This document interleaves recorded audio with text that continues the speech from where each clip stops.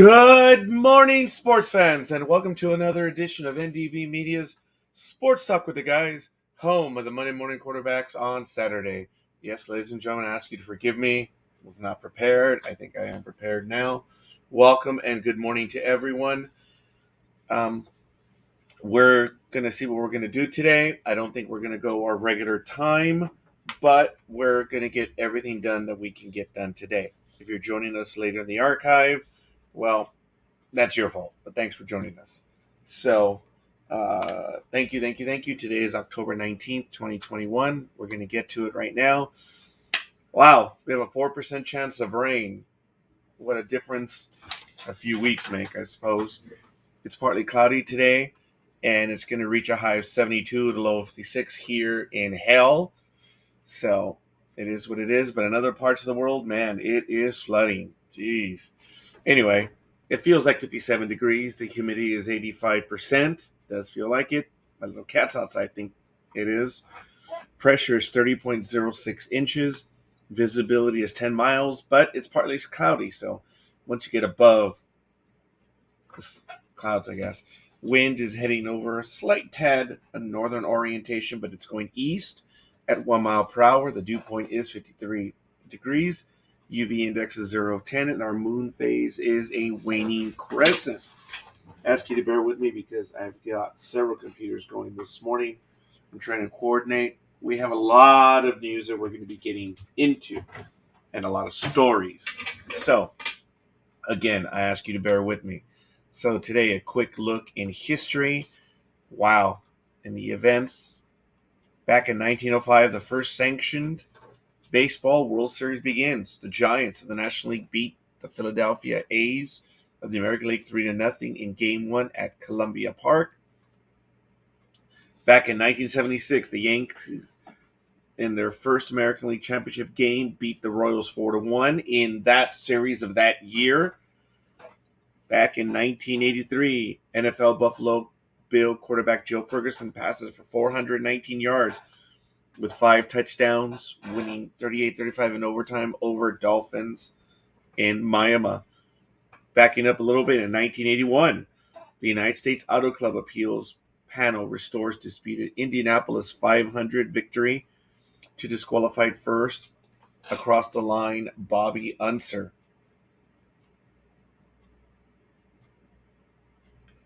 Back in 1989, in the 27th Tennis Fed Cup, USA beats Spain in Tokyo, Japan 3-0. Wow. And back in 89, which would eventually put us on a major earthquake day, which is October 17th. Are we on air on that day? No, it's a Sunday. Go figure.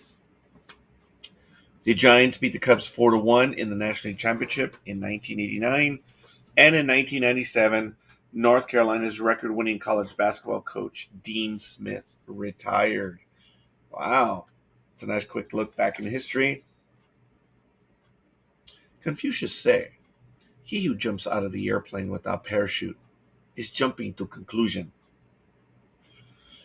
Now, of course, had I done what Jack Morris said, I would have done it in a derisive Oriental Asian accent, but I did not. I was tempted, but hey, no one cares. He who jumps out of airplane without parachute is jumping to conclusion.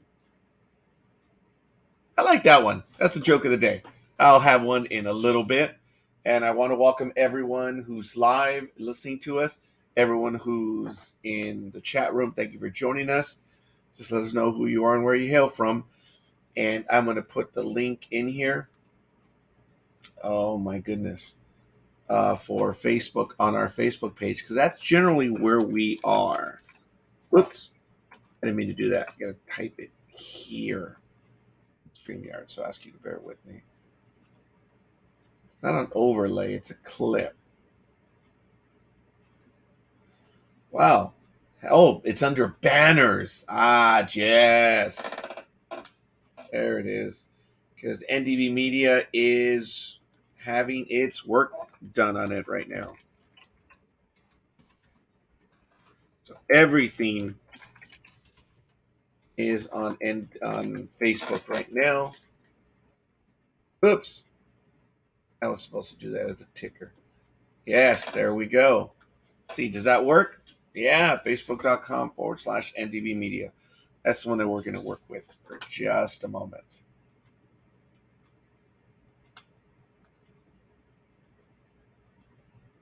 Now it's a little too long. I was going over a joke real quick, but no, it's okay. Here we go. Mr. Johnson had been waiting entirely too long at the doctor's office. His appointment was for 9, and it was nearly 10:30. Finally, an attractive nurse appeared at the waiting room door and said, "Let's go get a room." This could be me. "Honey, I appreciate the offer, but I've been waiting for so long, I'd hate to lose my spot now." That would be something that scorekeeper would probably say, because he's been rather stupid. But that's okay. So we have a lot of news that we're going to go over for today. We have baseball news, of course. We have basketball, some boxing, college football, golf, and a little bit of tennis. We'll get to those in just a moment. Want to do our around the horn segment where we get our obvious items out of the way. I understand National League Rugby. We finished up. Did we get the final score on that one? I don't know. I guess we'll see.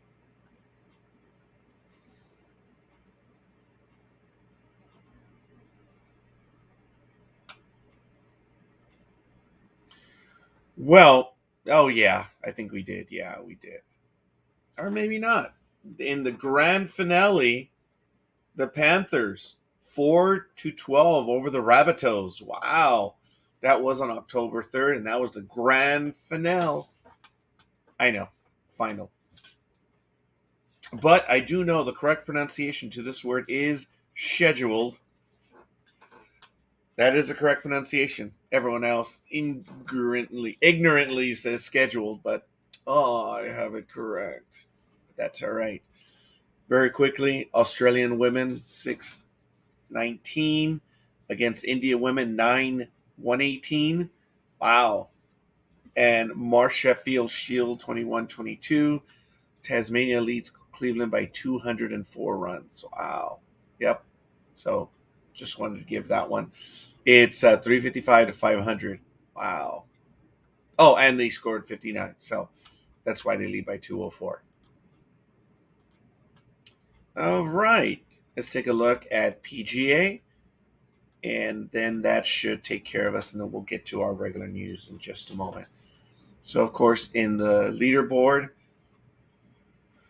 in the PGA Tour, which is the Shriners Children's Open, it is in progress at TPC Summerlin, Las Vegas, Nevada, October 7th to the 10th.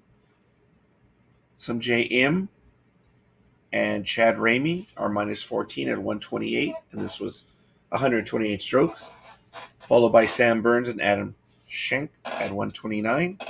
All alone in fifth is Aaron Wise at minus 12 and 130. Tight for sixth is quite a few. Andrew Putman, Adam Hadwin, Matt Jones, Matthew Wolf, Rory Sabatini, Harry Hall, Taylor Gooch, all tied for sixth and minus 11 and 131. So, all right. We're going to get to our picks in a little bit. Major League Baseball. Yes, it happened. And it is what it is. So we're okay. We are now in the playoffs. And congratulations to the Boston Red Sox. That's the closest I'm going to get. They beat the Yankees clearly 6-2. It's done, folks. Stop crying. Don't cry for me, Argentina. We just move on. I'm still going to wear the colors. The day after, I had my mask on.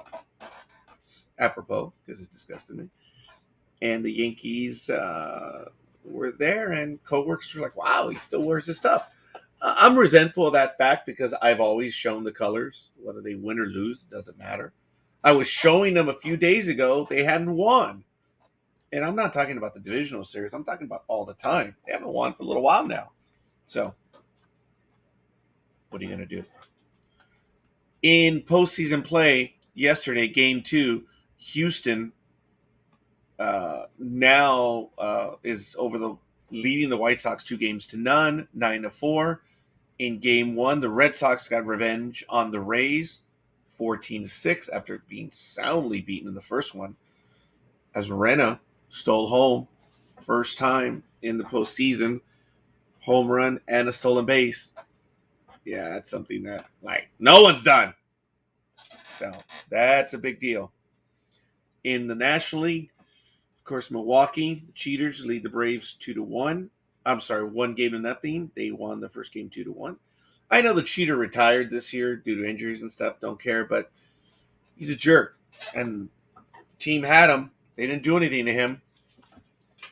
And in Game 1, Giants 4-0 over the Doyers. And they lead the series 1-0. Wow.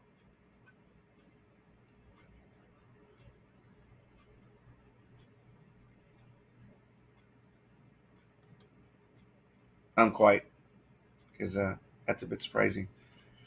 Major League Baseball yesterday revealed the Hank Aaron Award finalists for 2021, which stars had the strongest offensive seasons.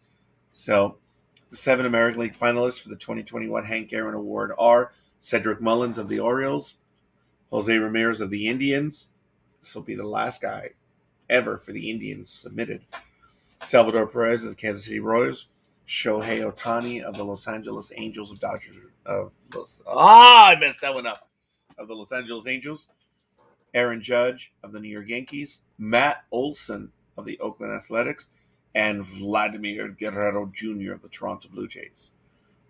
The 7 National League finalists include Freddie Freeman of the Atlanta Braves, who was the 2020 winner, Nick Castellanos of the Cincinnati Reds, Bryce Harper of the Philadelphia Phillies, who was the 2015 award winner, Fernando Tatis Jr. of the San Diego Padres, Brandon Crawford of the San Francisco Giants, Paul Goldschmidt of the St. Louis Cardinals, who of course was the 2013 winner, and Juan Soto of the Washington Nationals. Good stuff. So I guess we're going to stick with a little bit of the baseball news for a moment. Nope, wrong one. There we go. We're going to go into baseball news. So I'm going to try to do that little logo to let everyone know that we're doing baseball. Kind of funny, don't you think?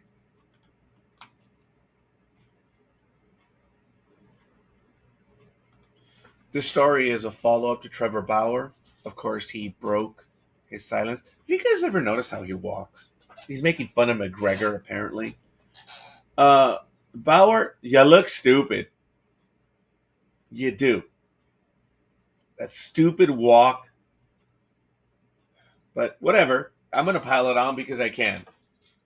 But you have wonderful attorneys. It's now in the hands of the Pasadena Police Department, who turned it over to the district attorney.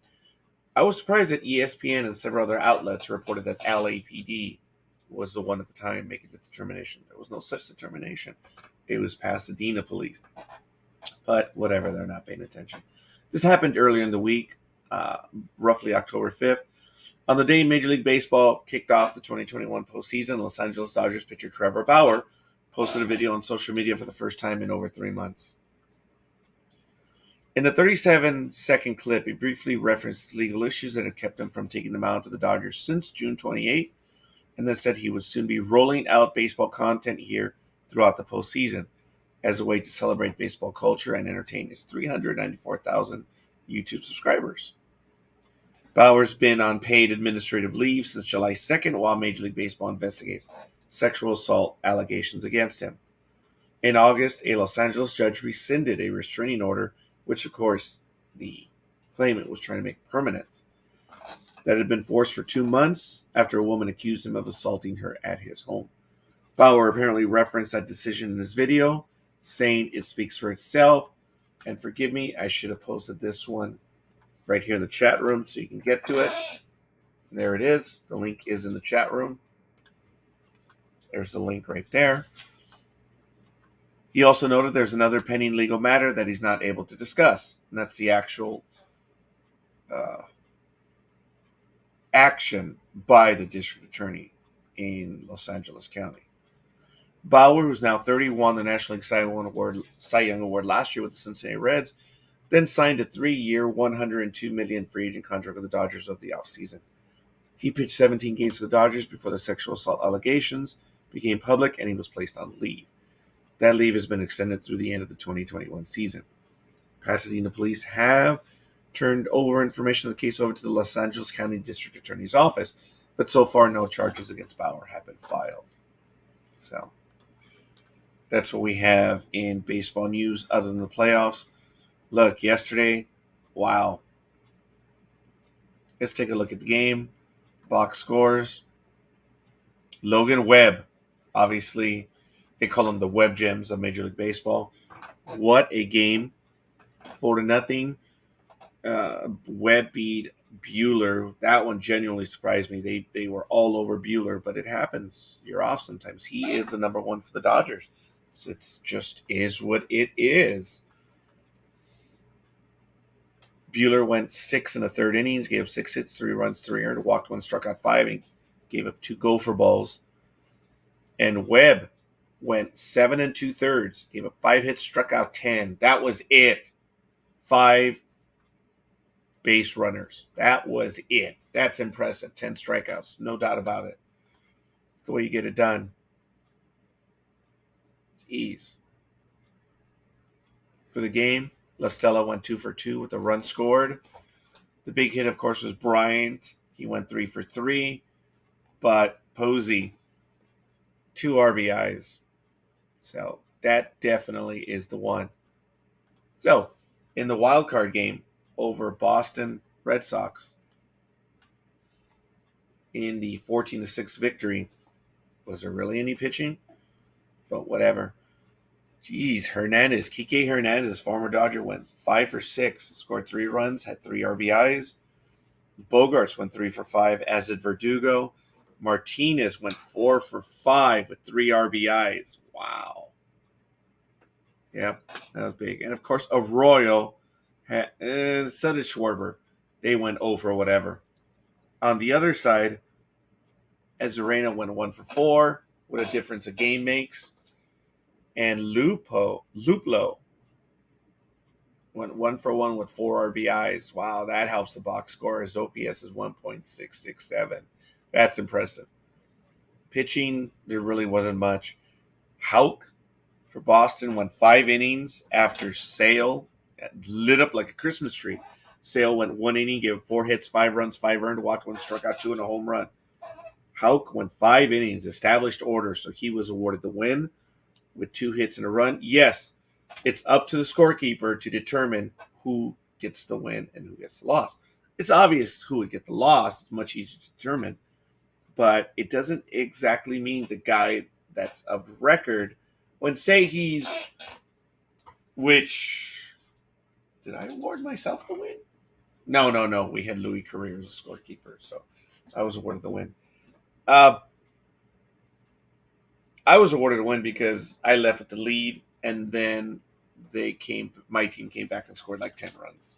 So, but I had given up the lead, so I was a pitcher of record. But anyway, yeah, McHugh. Usually the pitcher that gives up the lead is tagged with the loss. And if there are multiple lead changes, it's the last one that does so. But the scorekeeper does have the authority to award. And Hauk was the pitcher of record, and he was, the most successful one in that game. So, in the Atlanta-Milwaukee series, where the Brewers won 2-1, in the recap, the scorekeeper loves this stuff. Morton took the loss for Atlanta. He went 6 innings, 3 hits, 2 runs, 2 earned. That one actually qualifies as a quality start, in my humble opinion. It's 2 runs or less in 6 innings. 5 runs, 2 runs. 5 innings, 2 runs or less. 7 innings, 3 runs or less. 8 innings, and 9 innings, 3 runs or less. Those are quality starts. Giving up 3 runs in 6. 1 inning, yes. 1 inning, no. No, it's bad. Not good. Anyway, Morton took the loss. struck out 9 while giving up 3 hits and 2 runs. He only walked 1. Burns, though, clearly 6 innings, 2 hits, 3 walks, struck out 6. Impressive. But Hauser, more like a vulture win, 2 innings, 1 hit, gave up a run, and struck out 1, gave up a homer, but he got the win. So they were obviously tied until that point. Hader picked up the save. And in game 2, the Astros really put it, the assholes really put it to the Black Sox 9-4. Anderson went 3 for 5, while Robert went 4 for 2. And these are for the Black Sox. That was pretty much it. They did collect 11 hits. They walked 3 times, struck out 11 times. Unbelievable. But over on the asshole side, it was Bregman, 2 for 3. Tucker went 2 for 4 with 3 RBIs.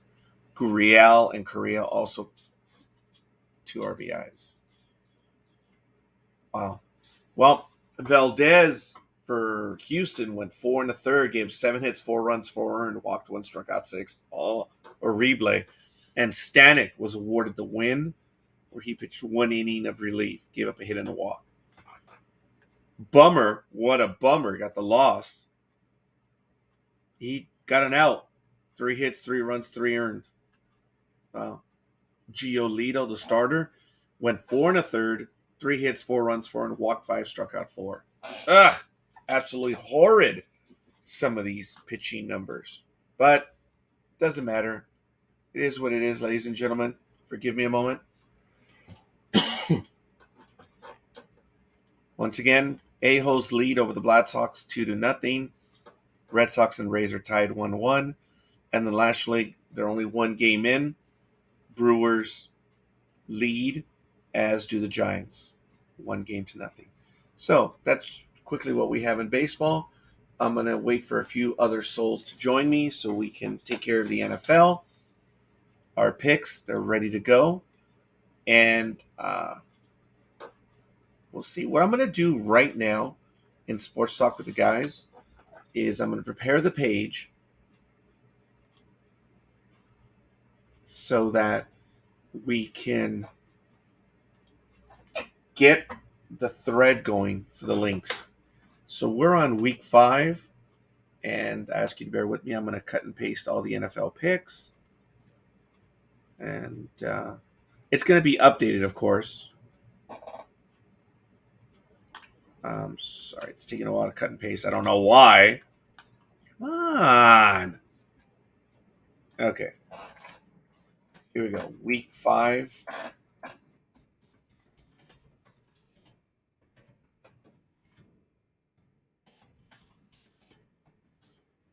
All right. So the dummy one that I'm... Oh, no.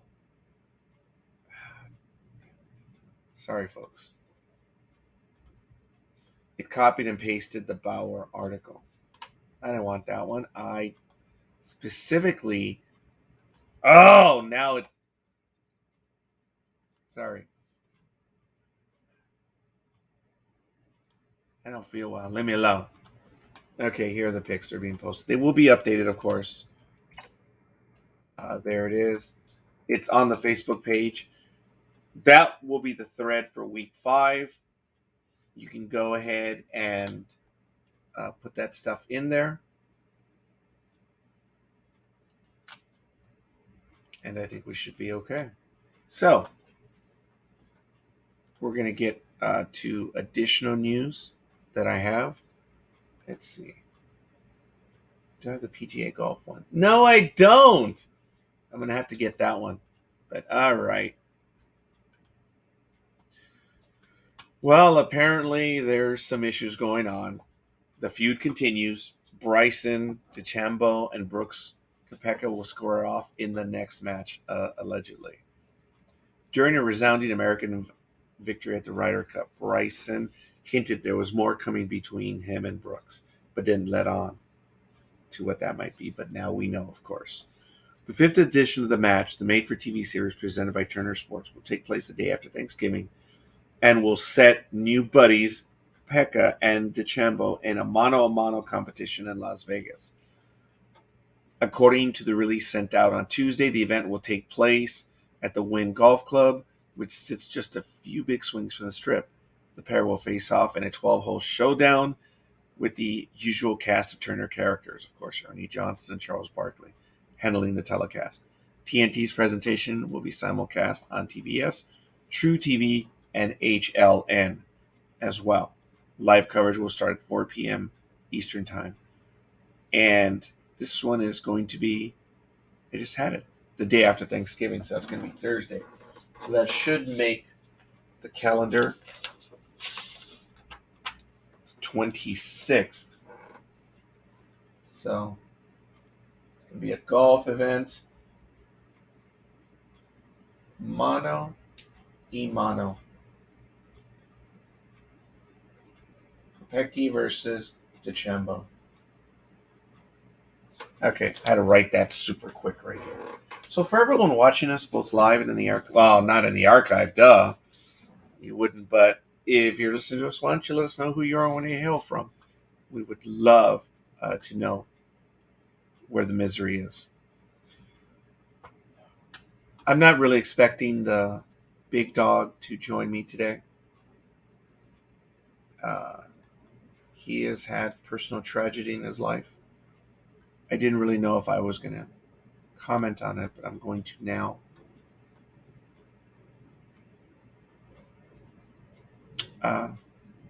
His estranged wife passed away yesterday. I'm not going to get into additional details on it, but she did contract COVID and passed away yesterday. So I spoke to Big Dog briefly yesterday, and on behalf of the NDB Media family, Sports Talk with the Guys, Scorekeeper, we are saddened by your loss, Big Dog.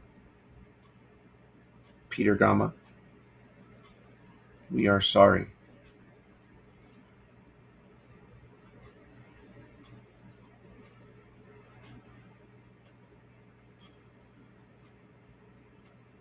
We know that you will probably not be joining us today, as I think about it even further. And the length of today's program probably will be as such. Thank you, Tanya. So, I don't know if I've had much time to think about it myself. I actually knew her before the Big Dog did. And since they say it's not proper to speak ill of the dead, I will not. But I will speak that growing up,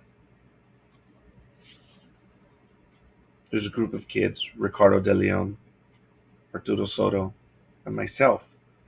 I suppose it was the Three Musketeers, and of course Joe Betancourt. Arturo Soto, his aunt, was Eva. I don't remember her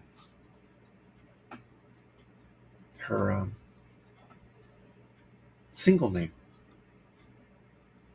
I don't think it was Soto, but I knew her since I was, I guess, in the third grade.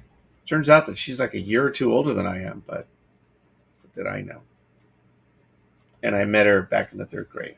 We were playing down Art's house. We were some form of army or special ops, and we didn't know what special ops were. And I think she wanted to play, but it was the guys, the kids. So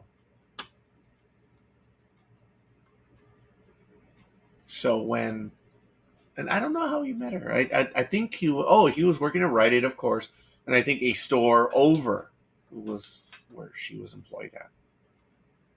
And it was rather interesting that I believe when I met her, I didn't know who she was, and I forget. I think she recognized me before I recognized her. But in her later years, she was committed to helping out those less fortunate in her community. As Big Dog mentioned to me, she would cook meals, whether they be burritos, typical Latin fare. And she had a major operation involved. I don't know how many were done, but it wasn't 10, it wasn't 20, it was more than that. And she would do it every day among a few other items. She was a God fearing woman, and now she is no longer with us. So I'm sorry, Big Dog. I always kind of rid the Big Dog when you talk about relationships. I'm like, hey, there's no divorce there, Val. You're still married. And yeah, they still were, but it was over many, many years ago. So now she's passed on, and more than likely that's why the Big Dog will not be joining us today. So I do apologize, ladies and gentlemen, but it's important to know what is going on in the family and for our co-host here on the program. And again, I thank you, Tanya, for your comments. I will share them with the Big Dog. I don't know if he's online or not. He may be, but yeah. So we've already gone over some of the playoff structure for the baseball series. What a series already it is. I don't know if I did not go over the wild card games, and I should go back and do that. So I didn't think about that. Of course, the game one trouncing of the Dodgers and the Cardinals, and of course, the Red Sox over the Yankees. So I'm going to get to that game right now. I did watch the game. Of course I would. And as I say, I'm still wearing the colors. Oh, wait. How do I get to the game? Oh, here it is. Sorry. I have to go back in time. Let's go by series. There it is. Okay. So no, it takes me to the most recent one, so I apologize. Tanya's asking, was I surprised that the Yankees lost to the Red Sox? Not necessarily. I am Tanya, when it comes to sports and when it comes to baseball, I believe we're going to lose until we win. If you're able to get me on that. I am the pessimist. I figure we're going to lose. Every time the Yankees come over to Anaheim, I figure they're done. They're going to lose. So when they win, it's a big deal for me. But you asked the question: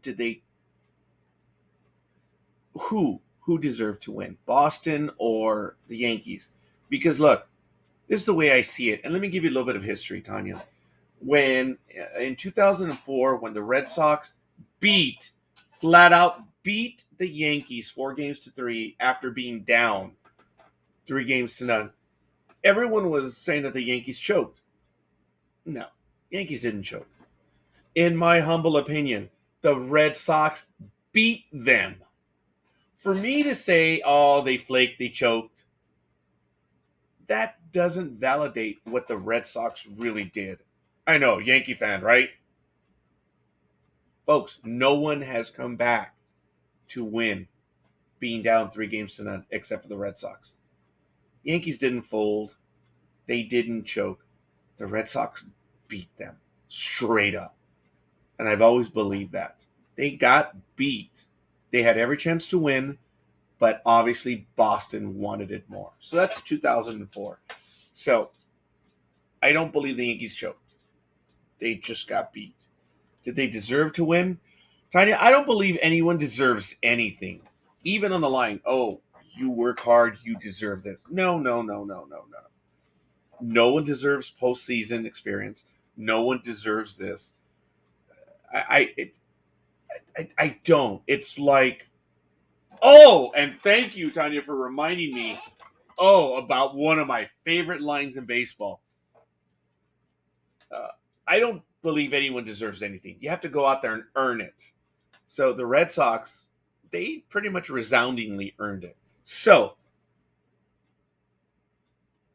I was hopeful that the Yankees were going to do it. So I kind of thought that they were going to win. They were hot. They were doing very well. It was the right time to get their stuff in order. But Boston wanted it more than the Yankees did. Garrett Cole was throwing 99.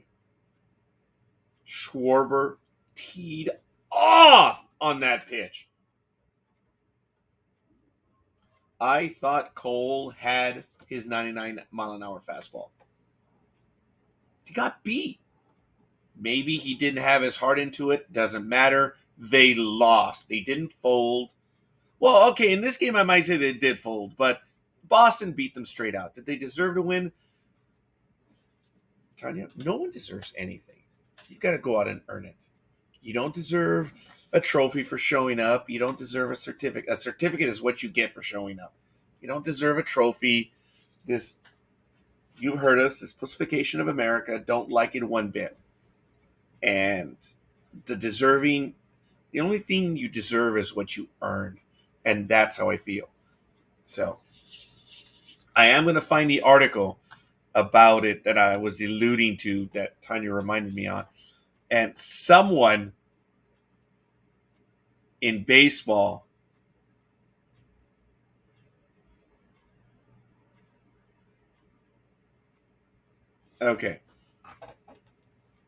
someone used a phrase, and I'm going to find it. It's not necessarily in my notes right here, but it may be in one of my emails, and I'm going to have to find it.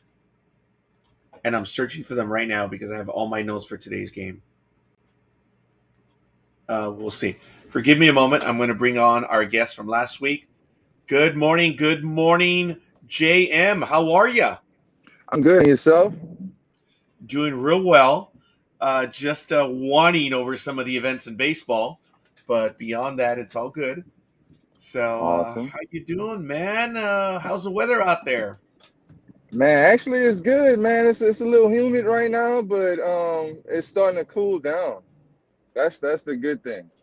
Because I'm out here walking, so it's the weather is starting to become really nice. When I can't wait. This is my favorite time of the year. Oh, yeah, I hear you. We used to have a fall here out in Southern California, but we don't anymore. Our weather is just hot and hotter. So I'm glad you guys on the East Coast still have seasons. It is a tad humid, but I believe we're only at about 86% today. Are you guys at 100 on the humidity? I'm not sure. Let me check, man, just to be sure. That's a good question. Let's see. About 81%. Oh, so all right, we're about the same. Yeah. Tanya in the chat room is commenting that she was the editor at the news desk when the game was happening. I couldn't believe what I was watching. Are you talking about the Boston game when they beat the Yankees, or back in 2004, Tanya? But look, I was asked a question, JM, that it was about the Yankees, because you know I'm a hardcore Yankee fan. I've been since 1979, so I had to throw that out there. She asked me the question, did they deserve to win? And that's the answer I was giving. And JM. Oh, sorry, Mr. Oh, it's cool. JM. John Michael's cool. It's fine. Do you believe anyone deserves anything?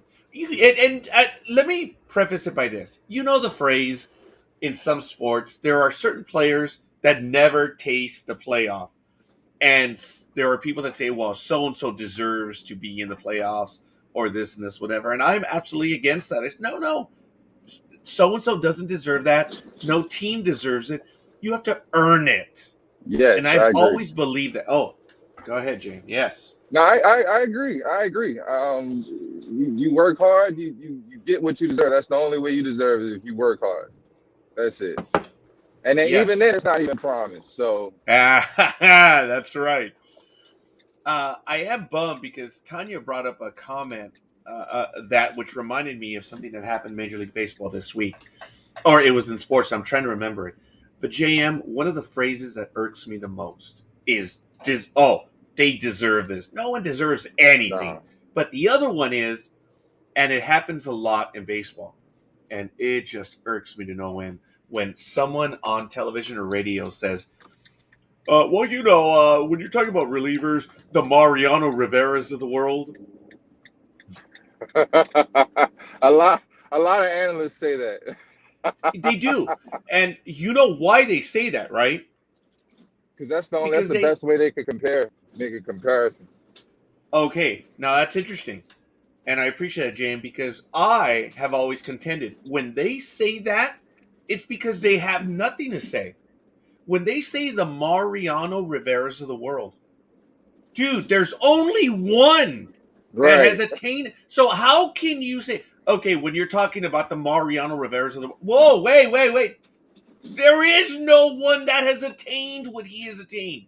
So Right. who are these Mariano Riveras of the world? So JM, I'm not challenging you, but I've been doing this forever. That whenever I hear someone say that, it's because they genuinely don't have anything to say, and they're just trying to fill up space. And I've challenged them, and I say it when you look. Do you say the Hank Aaron's of the world? Do you say the Tillmans of the world? No. Why is it that how many Tillmans have there been? I think there's only one NFL player who gave up his career to go fight for America.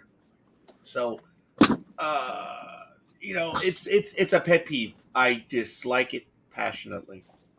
Yeah, they do that in every sport. It's like you said, it's when they don't have anything, they don't know how to make a comparison. So that's the best way. They use the closest that's iconic to the sport. They do that in basketball. They do it in football too.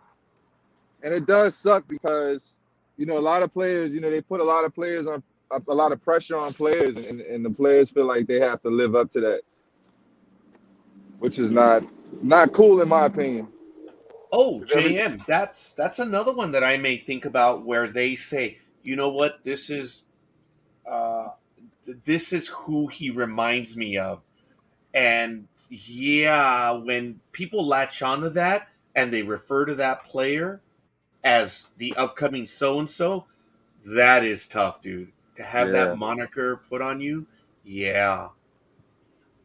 Here's another one that I heard over the last few years, which the Kobe's of the world. Oh no. Who? Who are the Kobe's of the world? That's why JM. I contend when they say that, it's not even an issue of them trying to do the comparison. It's they really have nothing to say. But anyway, Yeah. I'm not going to be a jerk. JM, I want to thank you. It's you and me right now. The big dog is probably not going to be here. I did announce, and I do want to fill it in. I know you just met him, but um, his estranged spouse of many years passed away yesterday, and Oh, I've I'm made the so sorry to announcement. hear Yeah, yeah, we all are. So I don't think Big Dog's going to be here. He's never this late, so I'm that. probably going to be Yeah, speaking to him. So my genuine hardcore wingman, he's never this late. yeah. So Totally I understandable, man. I mean, I yeah, wouldn't wish that on anybody, and no. my heart goes out to anybody who loses a loved one, and especially around this time. This is a very odd time in our lives that we're dealing with right now. She So did prayers go out to contract. his family. Thank you, JM. She did contract COVID, and it was only days before, as I understand. So Oof. yes, and the big dog was still in communication with her. They were still talking. In many ways, Yeah, but yeah, it it's still was hard, man. yes. They have I kids together, right? yes, Yeah. three Oh man, beautiful that's tough. girls. They're all adults now. Don't get me wrong. That's That's still that's tough, man. That's still tough. yeah. I remember when I lost my mom, I was 28, man. I still haven't gotten over it. So Sorry, it's JM. best advice I could give them is just take their time and be unapologetic about everything.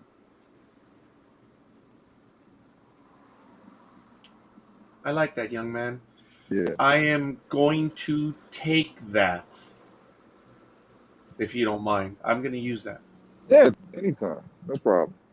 You don't need, yeah, being apologetic. You do what you need to do. Yeah. Yeah, I hear you. All right. Well, all right, young man. What specifically do you want to get to? I know you're a tad busy right now, but any particular stories you want to get to? I want to talk about this Lakers game with Westbrook and how he didn't score anything in the first Wow. half. 0 points. But I understand that Has it's the beginning of the season. He's getting his legs together. They're feeling each other out. So um, yeah, dude, but come on. yeah, that was wild, man. That was. It's gonna be interesting to see how everything goes this year, man, and how LeBron is gonna react to Westbrook's play style because I genuinely. it seems like I mean it's a good idea. The whole idea is right. Everything was good on paper, but it almost seems like a science project. But I will say this: I'm very excited because Westbrook is by far one of my favorite players in the NBA right now. So I really want to see him to get. I want to see him get a ring. He deserves it.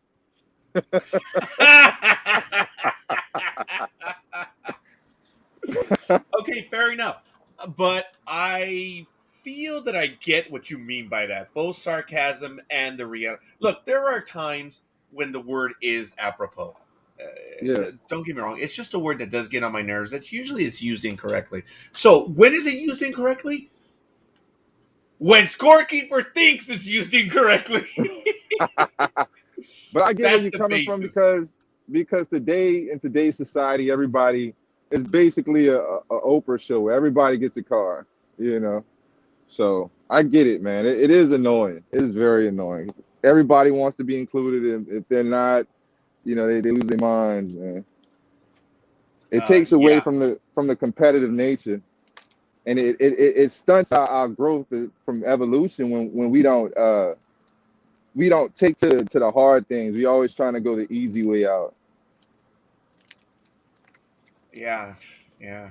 I hear you. Hey, so Westbrook played 17 minutes, 27 seconds, and wow, Yeah, jeez. I mean, And it's interesting he's that a, he was -8 on the plus and minus. I know it's a preseason game. You're right, but geez. So yeah, he he, just he he had he had to show something. yeah, wow. Now, who didn't play? Let's see, Ariza. The one that surprised me that the Lakers picked up was Trevor Ariza. He's not necessarily one of my favorites, JM, but I've always liked that kid. But here's the problem: I still see him as the kid when he was with the Lakers. This man's had a career outside of the Lakers. But I look. He's not. He's nowhere near first tier or anything. But I've always liked Trevor Ariza. And I think the Lakers are better off with him than without him. Trevor Ariza, Yeah, 3-point specialist. I yeah, mean, he's a role player. yeah. Nothing He to take is. away from him, but he's a role player, and I mean anybody could fill his spot. I don't like saying that, but it's the truth. It's the truth. But I will tell you, the dude is something special when it comes to the corner shot. So I wouldn't. That's the kind of player that LeBron needs. LeBron needs jump shooters, reliable jump shooters. I Yeah, really wish that they had acquired Danny Green. That'd have been a great fit. It seems like they have a good chemistry. But we yeah. gonna see. We're gonna see how Trevor Ariza works, man. This is really exciting. The Lakers. Here's another phrase. On paper, they look good, Right, but is that a social security document? man. I in, just in yeah. I just hope Westbrook doesn't go rogue, man. You think so? I He tends don't to know, do that, man. man. He gets in a frenzy. Okay, that's fair. But when you say he deserves look, Westbrook.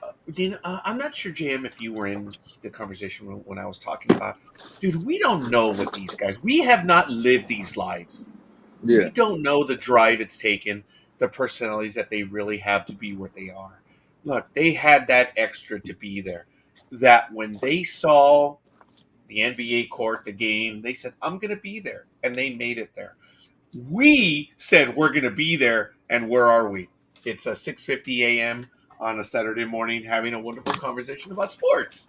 That's the difference between us and them. I've Yeah. always talked about Barry Bonds. I don't know if you remember. I know you're a lot younger than most of us, and that's not a shot against you, young man. It's I it's remember it's Barry. it's it's my respect, but Barry Bonds. Oh my God! Look, we know he did steroids, and it is what it is. But the stuff that he was doing prior to the steroids was impressive enough as it is. And And not only then, that, I mean, I look, he just got caught. That's the way I see it. He just got caught. I think a lot of baseball players back then were using that. well, JM, I beg to differ. Really? Did he get caught? He didn't get caught when he was playing. Remember, this happened kind of like near the end. Yeah, when he batted what it was it that record home run record. 73 home runs. I think it was the next year. Yes. Well, actually, okay. I guess he did get caught when he was playing. Yeah, I take it back Yeah, because was it he was. flaxseed Yeah. oil or something that they were saying that he was using and he didn't know? I that was one of them. I believe it was the cream, something that they would put under their tongue, whatever. But look, folks, he was taking it. You can see the pictures of this lithe, little, thin guy, huge guy. Don't get me wrong, but the minute he took the steroids, his head swelled and he got big. So anyway, whatever. But Barry Bonds always had an attitude. He wasn't exactly a team player. He was what a lot of people would call a jerk. Okay, look, Yeah. the second baseman got into it with him, Kent, and but Kent wasn't a nice guy either, the prickly little bastard as well. But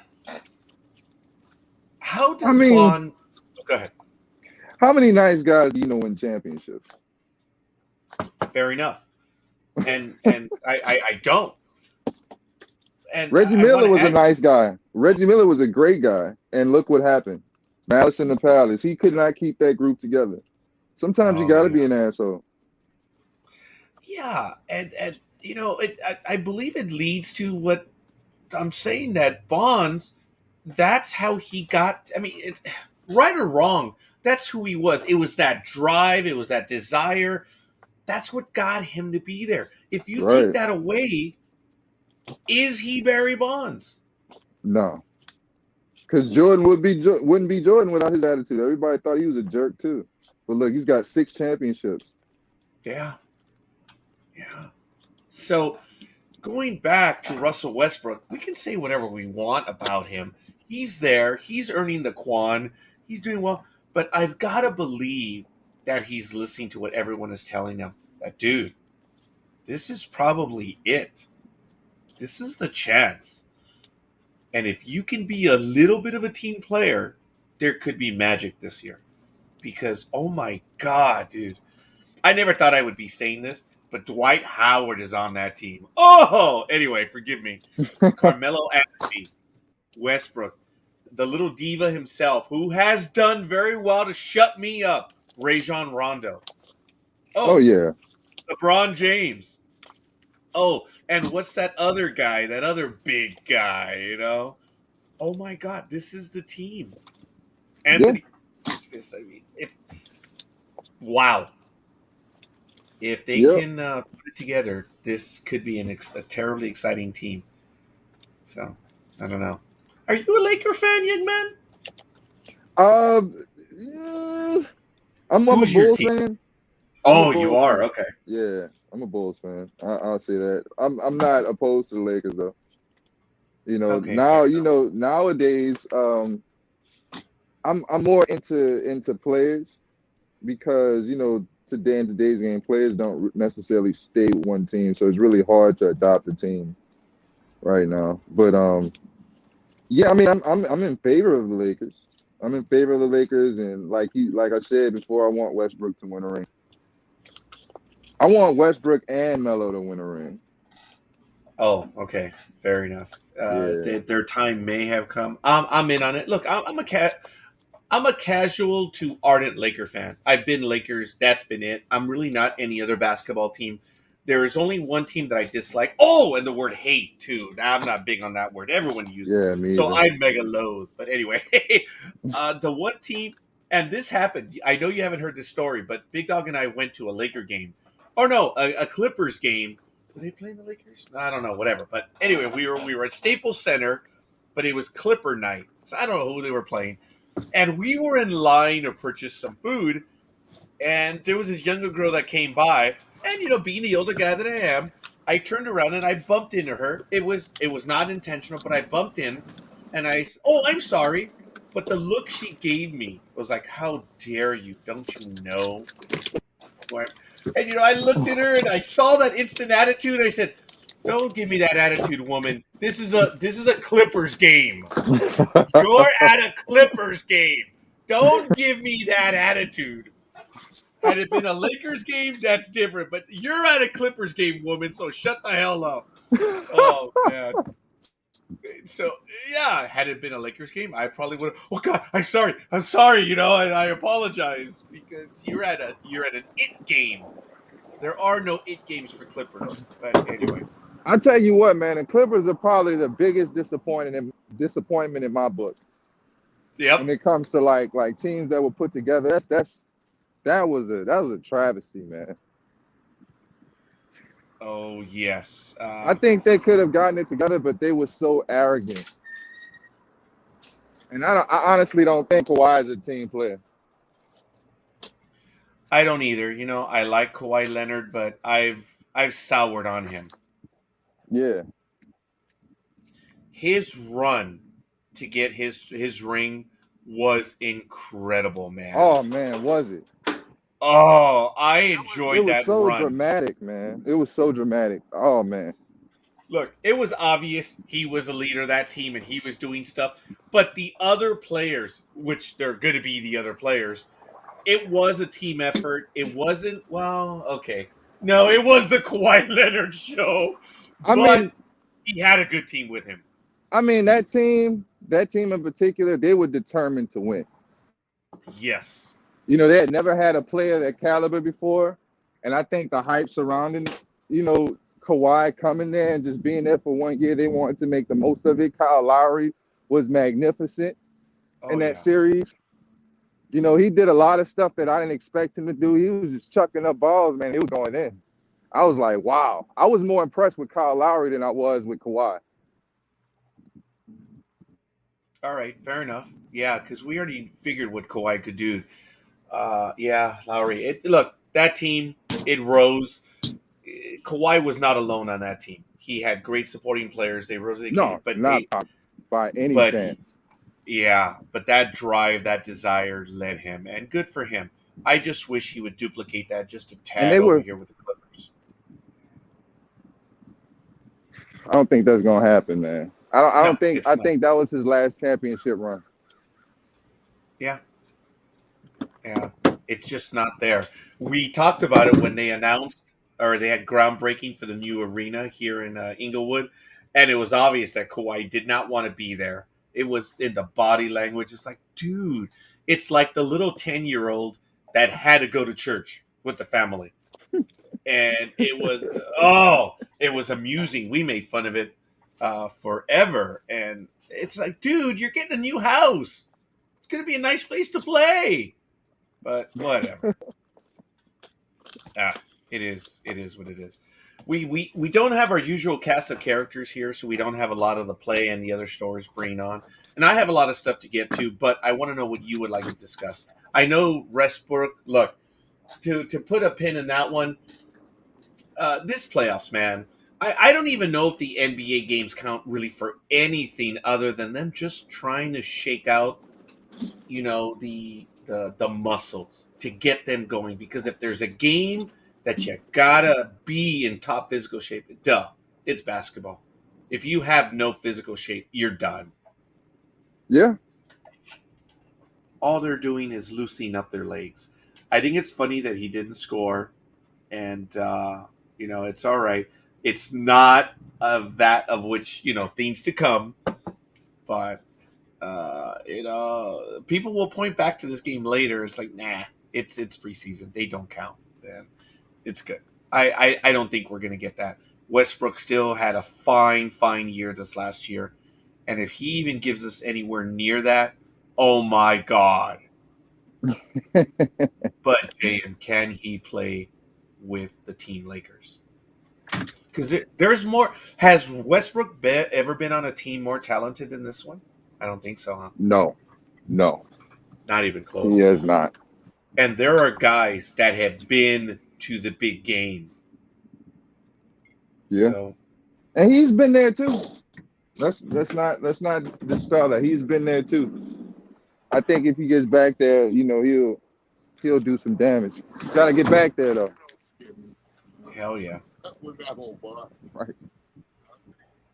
But I got 5 words. I got 5 names for you: Lonzo Ball, DeMar DeRozan, Zach LaVine, Nikola Vucevic, and Kobe White. And not to mention Alex Caruso. Just wanted to throw him in there. I'm excited for that team, man. I never thought I would have heard Lonzo Ball in that conversation. And it's taken him a bit. Thank God he got out of LA for himself. Yes. And now he's and this is going to come across as very stupid, but I know you'll correct me. He's not a shabby ball player now, huh? I think he didn't get a chance to develop in LA. No.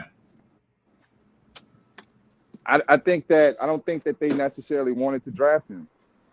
I think that happened because of all the hype that LeVar Ball was putting in and Magic Johnson. But I don't think the rest of the organization wanted to draft him, because the way things went and the way Magic Johnson left, they'll never admit it, but something was going on with that.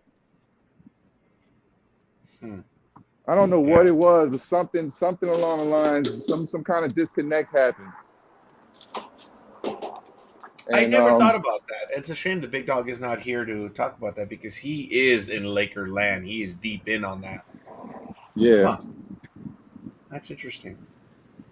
I mean, yes. why would Magic just up and just decide he wanted to, that's just kind of odd to me. And they never spoke about it ever again. He gave like a PC answer and they never spoke about it ever again. So, yeah, it's interesting to know what happened with that. But I'm glad that he's in a big market town now, and he's got a chance to showcase his talent. He's got great pieces around him. He's got one hell of a two guard. Yeah. This is a squad, man. They're going to be in the playoffs. I can see them in the Eastern Conference semifinals. Wow. Okay. I'm gonna have to analyze that myself. I'm no scorekeeper when it comes to basketball, but I'm going to be looking at that one definitely. Huh. Yeah, that is the team to watch, man. I really believe they're going to give Milwaukee a run for their money.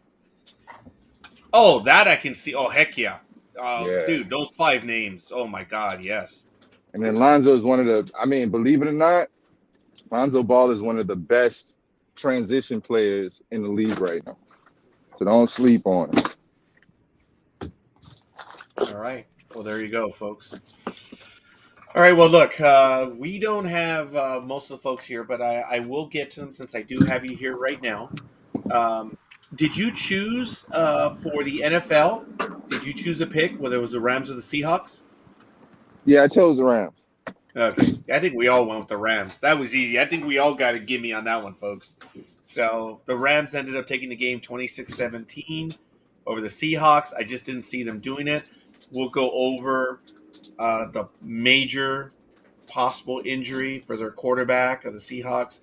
Disappointing news. I read a lot of different stuff.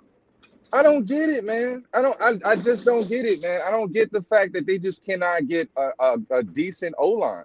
What is wrong with that?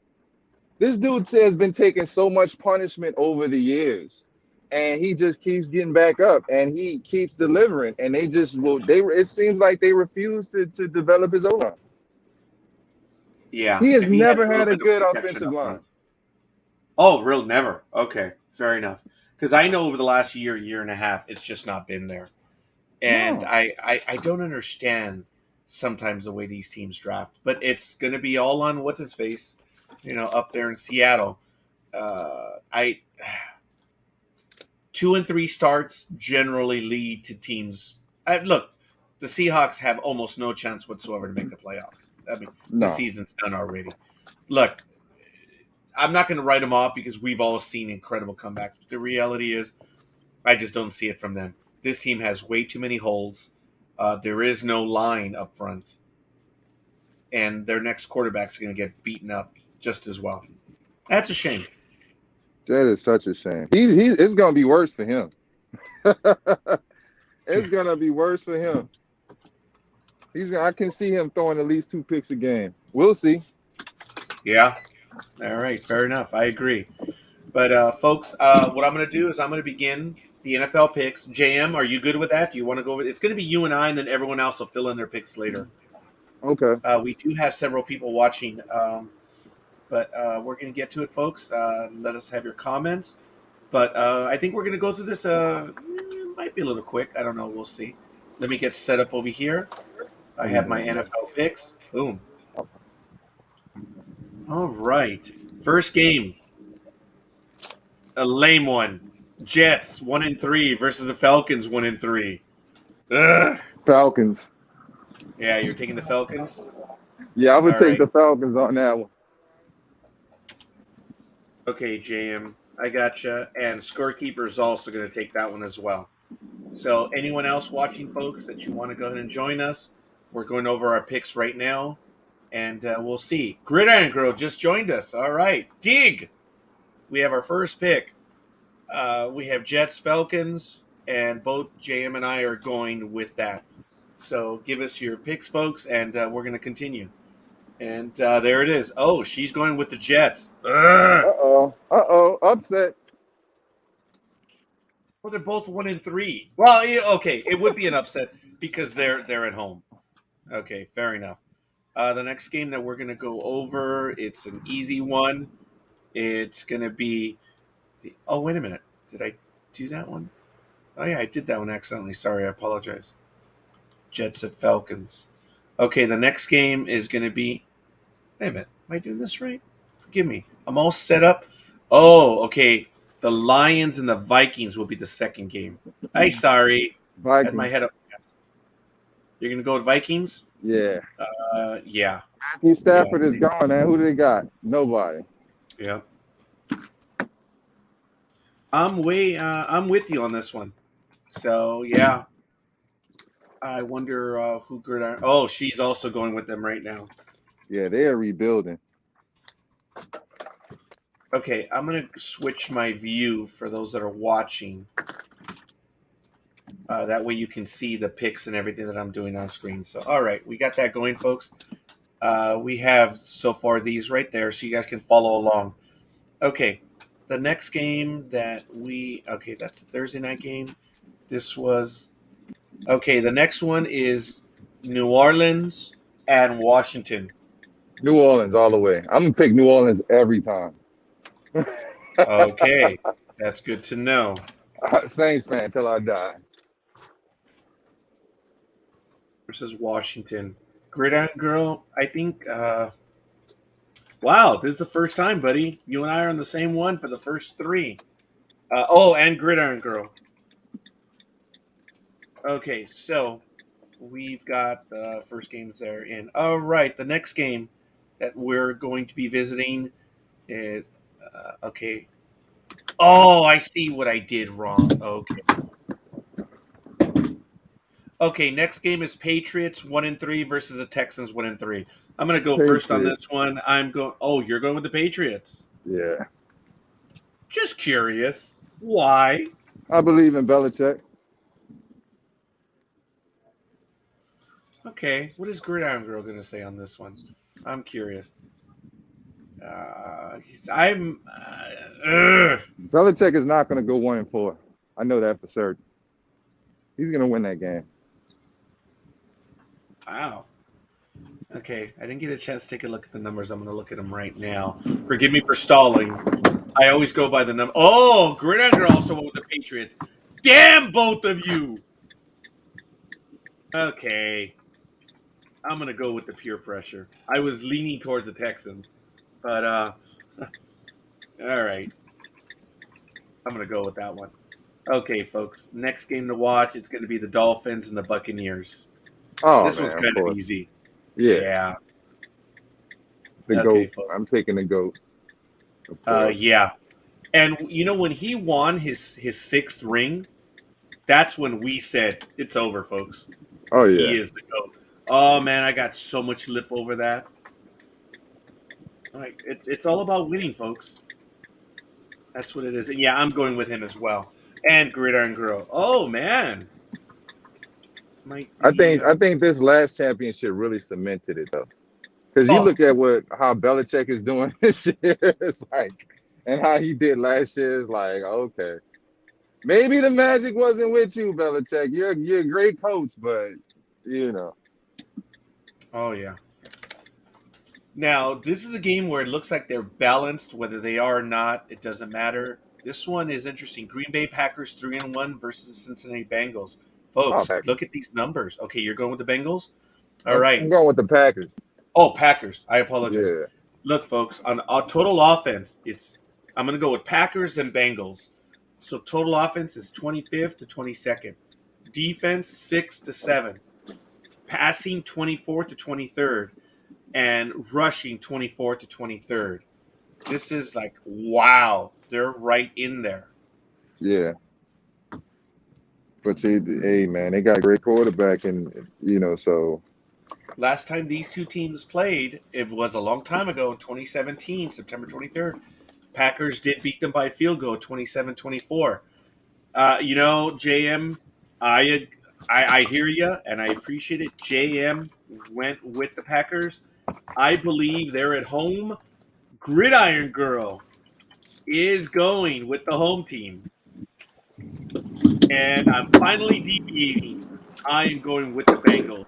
I don't know why. It feels right, but it's all good. And, folks, I'm not saying they're going to win. You have to understand Scorekeeper's thinking.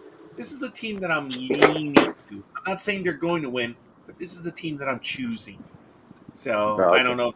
I don't know if that's the pussification of America speaking, but yeah, I don't do picks. I just don't. But it's fun. We enjoy doing this. And now we're going to continue. The next game is, of course, Philadelphia. I believe. I was going to say visiting the Eagles. Philadelphia 1-3 versus the Carolina Panthers 3-1. Numbers speak for themselves, folks. Yeah, of course. I'm Yeah, gonna go with Panthers. yeah. I think that's a blowout too. All right.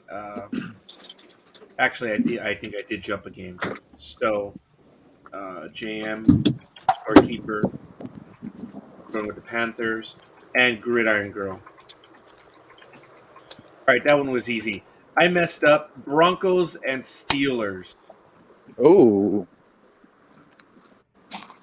I'm gonna go with the Broncos. Yeah, and they're Yeah. visiting. I'm going with the Broncos, and I think that the dummy pick, Gridiron Girl. What's going on with Big Ben, man? I don't know, man. His numbers are absolutely atrocious. Man, There's got to be something there. Well, look, psychologically, you think? no. Well, psychologically, in that there could be an injury, and all of a sudden we're going to find Hmm. out about it. Look, his line is sufficient enough to give him cover, but I don't think he has a running game to go with him, does he? I mean, seriously. He's an older Nah. quarterback. He's got to have that balance, and they don't have the balance. I just think that we're looking at the beginning of the end of Roethlisberger. I'm sorry. The guy has been beaten up forever. He's not the most mobile quarterback. He's been hit forever. I think it's beginning to take his toll. I'm sorry. I'm not saying he's done, but we're looking at the new Ben Roethlisberger. He has to learn to live with his diminished skills. Yeah. He's not done. I just think we're now getting an awful taste of the few years that are left. The idea that he may have a lingering injury, that makes a lot of sense. And they're not talking about it. No. And he may not have told the team because Mm. he looks lethargic. It's just not there. The arm strength, I don't know if it's there. Something is up. Something is sapping. It could be it's funny for those of you watching the video, I immediately went to the back. It could be something right above the hip, right above the butt, folks, right there in the back, where you can't because his throwing doesn't seem to be there. And if he's not 100%, he's starting to favor, and then you start questioning again. All right, I'm not an NFL quarterback, but it just doesn't look like he's 100%.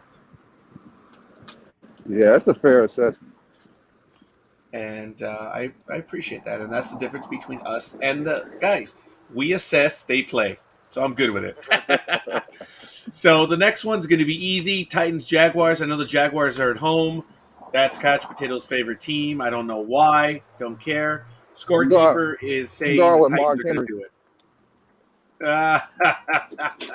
it. Are you really?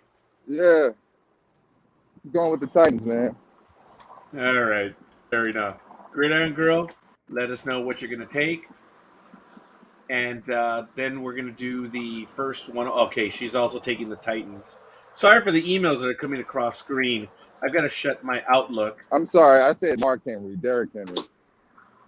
Oh, you're okay, man. I know enough of football to admit that I wasn't 100% certain.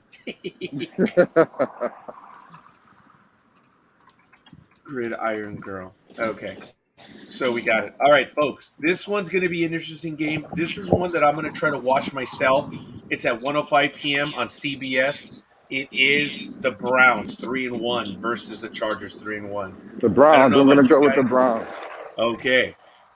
This game's going to be good, folks. Look at the numbers. It's at SoFi Stadium. Last time I talked about SoFi Stadium, Chargers got. Oh no, wait. Was it the Chargers? No. Well, it doesn't matter. Offense, 13th and 12th. Defense, the Browns are second, and the Chargers are ninth. Passing, the Browns are 26th. Chargers are seventh, and in total rushing, the Browns, man, they're first, and the Chargers are 18th. So Gridiron Girl is taking the Chargers to win at home, and I believe you're taking the Browns, correct? Yeah, this is a weird time in life, man, to say the Browns are 3-1 and they're like first in rushing. Did you not say that? Yes, they are overall. Man, that is crazy, man. I gotta go with the Browns, man. Hey, bro, they impressed me last year. What were they like 11-5, something like that?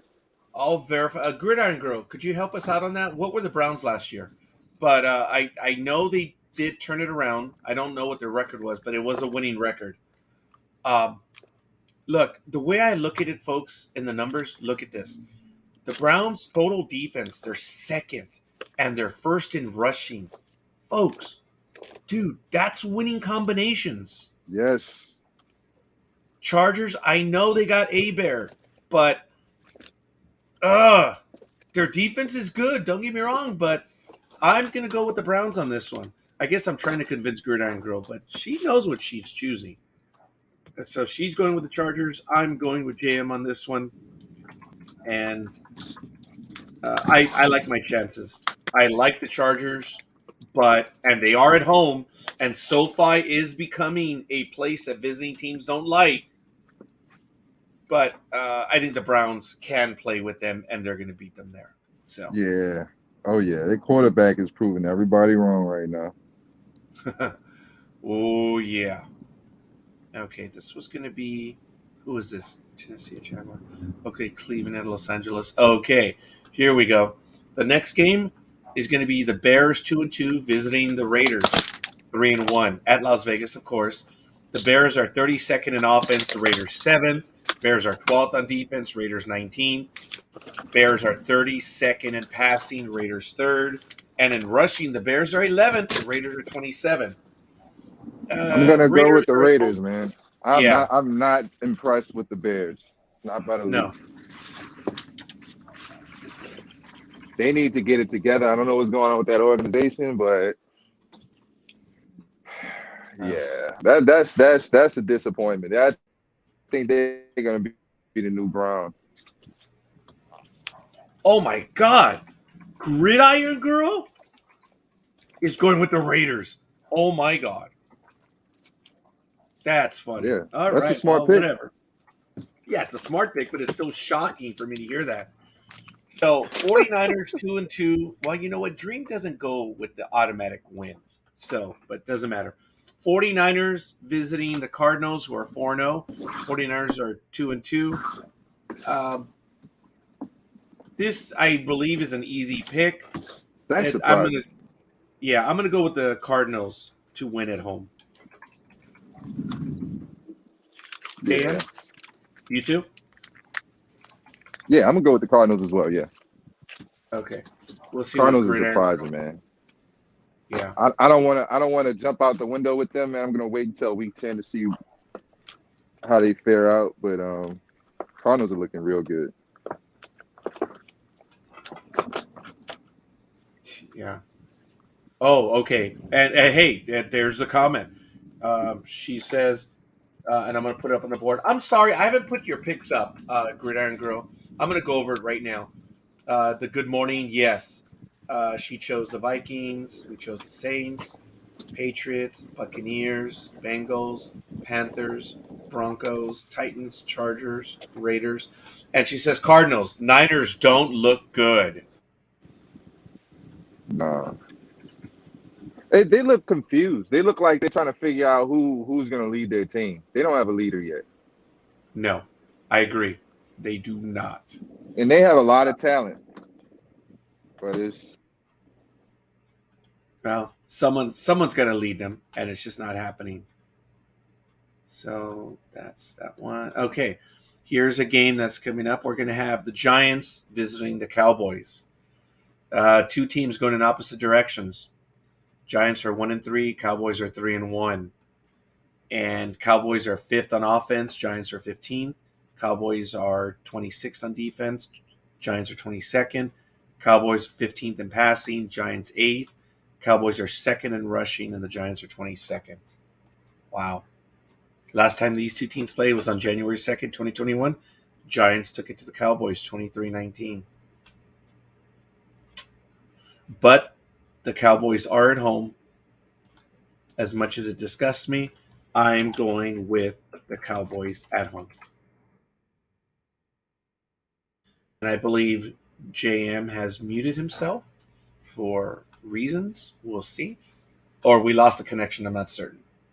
We'll see right now. But Gridiron Girl is taking the Cowboys. All right. So in the okay. Yeah, we lost him. How you doing, young man? You gotcha? Yeah, there you are. JM? Okay, we're having connectivity issues where he's at. So I don't know if you're muted. We'll see. But I see that you're in the group, but I cannot hear you. So we'll see if we can get it back right now. He might be in a bad area. So yeah, we did lose him. We'll see if we can get him back in just a moment. Let me remove that. Oh, scorekeeper's all alone. Go figure. In the Monday night game. Okay, here we go. Let's see if we can bring him back. Are you there, young man?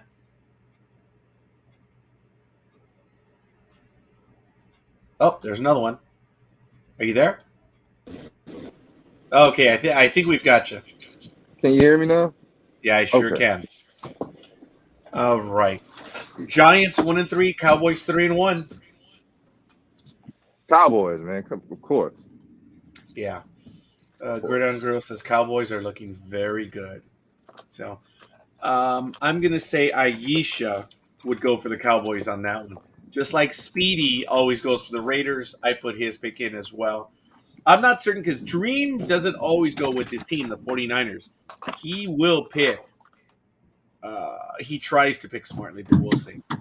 All right. Monday night game, Bills 3-1 versus the Kansas City Chiefs. Wow. Oh, I yeah, like we already this know one. what that's about. All right. Are you going to go with the Bills What to are the win? Chiefs' record this year? They're 2-2, man. And they are at Hmm. home. They're at Arrowhead. This one's going to be tough. I'm looking forward to seeing what my compatriots are saying. Gridiron Girl and both you, JM. Look, the Bills in total offense are fourth. They're 30th in defense. Man, that's charitable. Sixth in passing, eighth in rushing. The Bills are eighth in total offense, first in defense, 13th in pass team defense, 13th in passing, and fifth in rushing. That's why you have a 3-1 record. First in defense, I'm fifth still in gonna go rushing. with That's Kansas City though. okay. Excellent. Gridiron Girl. Oh, sorry. I apologize. Mitch Trubisky is good, man, but you still got that monster on the Chiefs. Oh, she likes Josh Allen. Wow. That's what I meant. I meant Josh Allen. I'm sorry. No, you're good. You're good. Um, oh man, this one is tough. These are two good teams. I'm gonna wait till we do the last one on the Monday night game. Oh, what a waste of time! Colts 1-3 versus Ravens 3-1. Gee, let me think. Scorekeeper's gonna go with the Ravens to win at home. Do I even have to ask JM? Yeah, I'll take the Ravens as well. Yeah, and I'm almost certain Gridiron Girl is gonna go with them as well. So that means me going back to the Bills and Chiefs. Damn it! Chiefs, man. The Chiefs. Okay, Gridiron Girl. Duh. She went with Ravens. All right.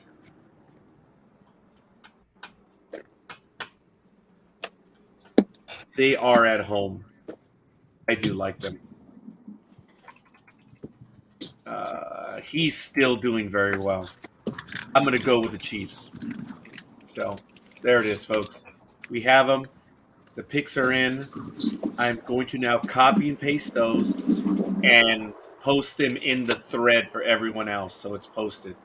We've got them all in.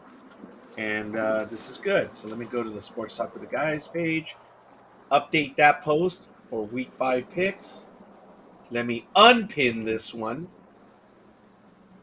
and pin the 5th one. Okay, here we go, week 5. I'm going to edit this one, and it's now going to have our picks. So, all right, we got him in. This is great.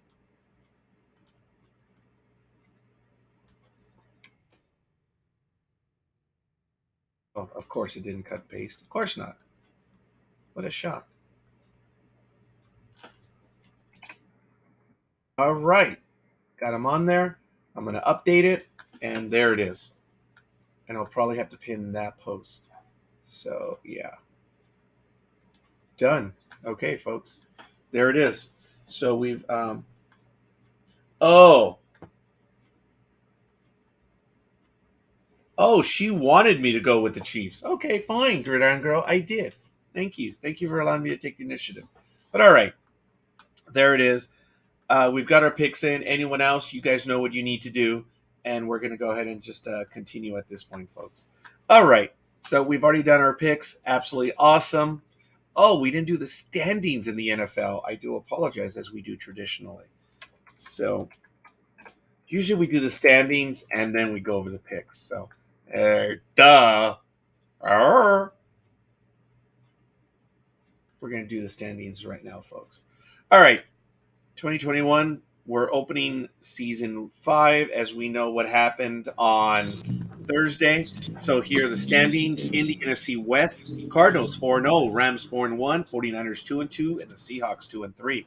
In the NFC North, Green Bay 3-1, the Bears 2-2, Vikings 1-3, and the Lions 0-4. In the NFC South, we had the Buccaneers tied with the Panthers 3-1, the Saints 2-2, and the Falcons bringing up the rear at 1-3. Folks, if the Falcons can get their stuff together, you realize that the NFC South could be one of the tougher divisions in the NFL all of a sudden. But it is what it is.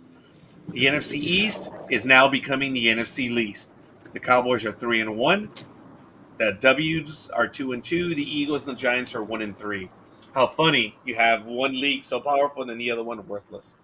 In the AFC, the South, the Titans are hanging on at 2-2, and this is probably even worse than the NFC East. It's the Texans and Colts at 1-3. Jacksonville Jaguars 0-4. So we have the race not for the divisional play, but a race to the bottom. And right now the Jaguars are winning at 0-4. In the AFC East, you have the Bills 3-1, and then you have Miami, New England, and we have the Jets all at 1-3. And then you have the AFC North. This is one of the more better divisions. If the Steelers could turn it around, this could You be just the said division. more better. I'm interrupting you right now. Oh my God, I did, didn't I? Oh my God. Dream, my English apologies. I failed. It's early. I'm so sorry. Good morning, Dream. How are you? Good He got me morning. on it. I pulled a Mariano Rivera's of the world line. The English police are here. Oh my goodness. I can't Oh, believe I came on and caught that coming out of your mouth. dude, and you've been on with me on almost every program. When have I ever said that? Wow. I did. I'm getting old. It is. Oh, and Gridiron Girl says, more Dream. That was cool. That's good. All right, very quickly. In the AFC North, the Bengals, Ravens, and Browns are all 3-1, folks. Wow. And you have the Steelers. What I meant to say, if the Steelers can improve on their play, if they can turn it around, this could be the division. So, but now you have the AFC West. Chargers, Raiders, and Broncos 3-1, and the Chiefs 2-2. Who would have called that? No one. No one. So those are the standings. Dream, we did go over the picks. We just Of course. finished up. I know. Did you look? I'm going to do them on screen. Did you want to see them? And we'll see. Or do you want to just go into news coverage and you just send in the picks? What do you want to do? No, let's go through them real quick. I can't Okay. see that though, so you got to elaborate. Very quickly, the Jets and Falcons. Gridiron Girl went with the 1-3 Jets. JM and Scorekeeper went with the Falcons 1-3. They're both 1-3. Yeah, they both suck. Yeah. You know what? I'm gonna go with Gridiron Girl on this one. Okay. Birds of a feather. All right. Lions 0-4 versus the Vikings 1-3 at home. We all took the Vikings. Yeah, let's take the Vikings. Okay. Saints at Washington. Both 2-2. Washington. Okay, yeah, we all went that way too. That was funny. All right. Patriots 1-3 versus Texans at home 1-3. We all went with the Patriots. That's JM, Gridiron Girl, and Scorekeeper. I know. I was leaning to the Texans, dude. Texans are at home, man. I think that might come to play a little bit, so I'm gonna go with them. JM said, Gridiron Girl says, oops, I meant Morning Dream. Okay. Nope. Can't take it back. No takesy backsies.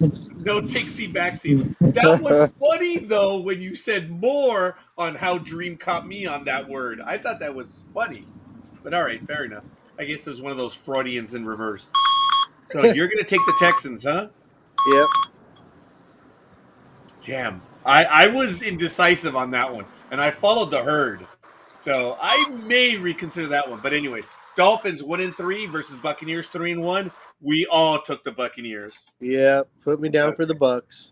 All right, now Packers 3-1 versus the Bengals 3-1. Gridiron Girl and Scorekeeper went with the Bengals at home. JM went with the Packers because he said it's still the Packers. It's still Aaron Rodgers. He didn't say Aaron Rodgers, but he said it's the Packers. How do you say you're an Aaron Rodgers fan without saying you're an Aaron Rodgers fan? That's pretty good. I mean, what? How can you pick against the Packers in that matchup? I'm agreeing with you on that one. I think the Packers are going to take it to them.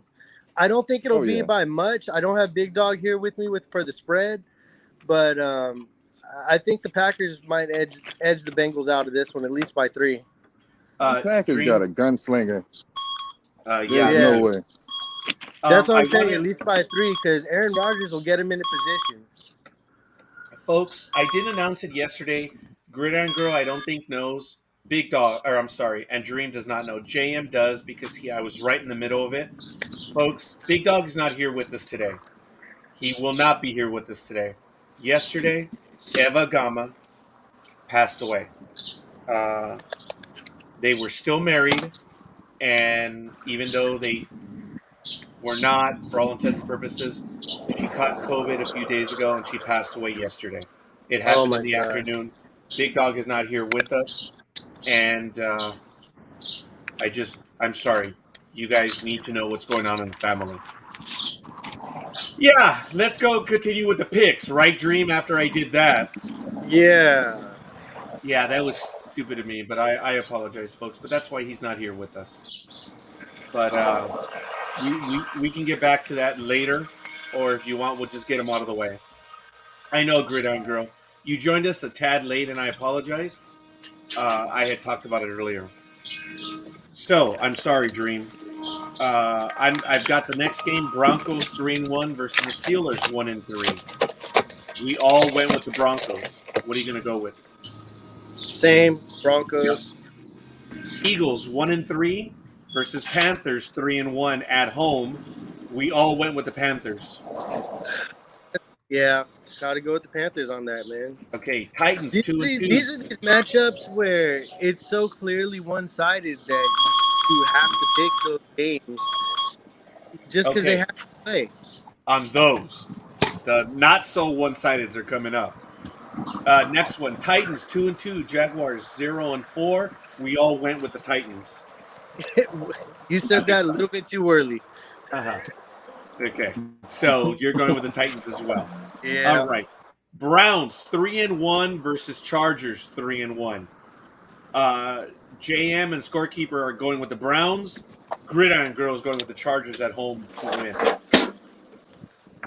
Oh. I think this is another one where the home team's going to take it. All right. We shall But see. is that your choice? Oh, it's a coin flip. It really is. Okay. They both have great weapons. They both have decent defense. Yeah. Okay. I'm sticking with my pick. All right. Bears 2-2, Raiders 3-1. JM, Scorekeeper, and Speedy always goes with the Raiders. So, Gridiron Girl, we all went with the Raiders. Gruden is gonna beat him with his face, his facial expression. What's it gonna be, Dream? We'll go with the Raiders on this one in honor of Big Dog. Well, he's a Packer. So yeah, but he likes the Raiders too. Yeah, well, we all have our faults. Next one, 49ers. I was indecisive on this. I'm a Raider fan, that's why I say it. I kind of edged. I was going to give it the 49ers, but I held your pick. 49ers 2-2 versus Cardinals 4-0. Scorekeeper, JM, and Gridiron Girl went with the Cardinals, the Cardinals, at home. Oh, I hate you. Not you, Scorekeeper. I hate the NFL schedule. I felt it. I felt your hatred. Bring it forth. Oh. As if there was a great disturbance in the force. Oh, there is. Oh, God. Damn. Yeah, I overdid it. Sorry. I gotta go with the. I think we just lost JM. He's like, "What the hell's going on?"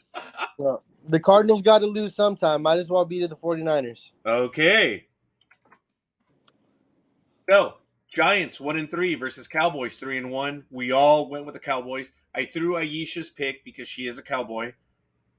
So we all went with the Cowboys. Okay, so you're going with the Giants. If I have to. Well, you tell me. I have to. Okay, fair enough. And I think Big Dog also does that, doesn't he? He'll never go with the Cowboys. It's not a good football decision. I understand that, but my hate for the Cowgirls lives on and burns with a passion. You and Big Dog have the same theme, don't you? Yeah. Yeah, he'll never choose them. So you and the Giants. I'm sorry, you and the Big. Oh, he is a Giant. The Big Dog. We are the Giant football world. Yeah.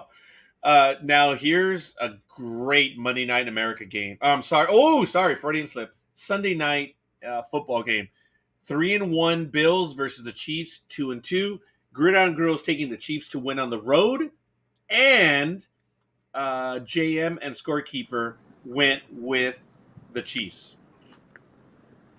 Oh, so you all went with the Chiefs? No, Gridiron Girl went with the Bills.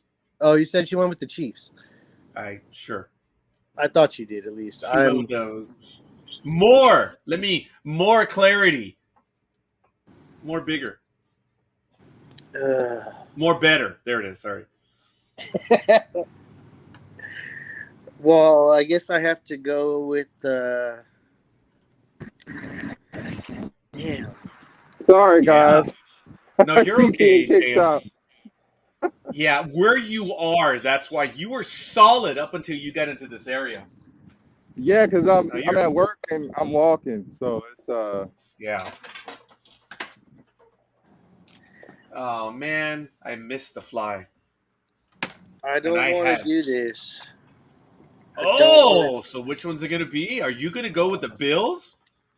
I am. All right. Awesome. And in the give me game, Monday night, Colts 1-3 versus Ravens at home 3-1. Scorekeeper JM and Gridiron Girl went with the Ravens. Yeah. Okay. Sounds about right. Dream is smart.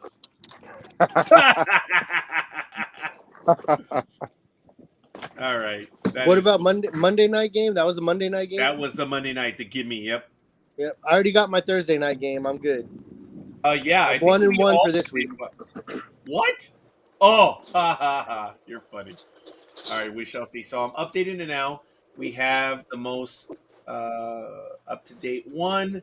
You have the most best version?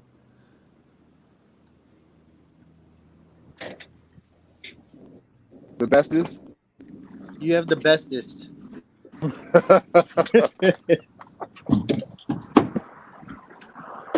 Your grammar would be so upset at you. Oh, did he get kicked out? How you doing, man? No, I'm here. I'm just letting Dream savor it. Oh, yeah. Oh, yeah. You have a good one. Okay, I'm going to pin this one to the top, and I'm going to do week 5 picks. I'm going to update it and ask you to bear with me. So I have the cut and paste ready to go.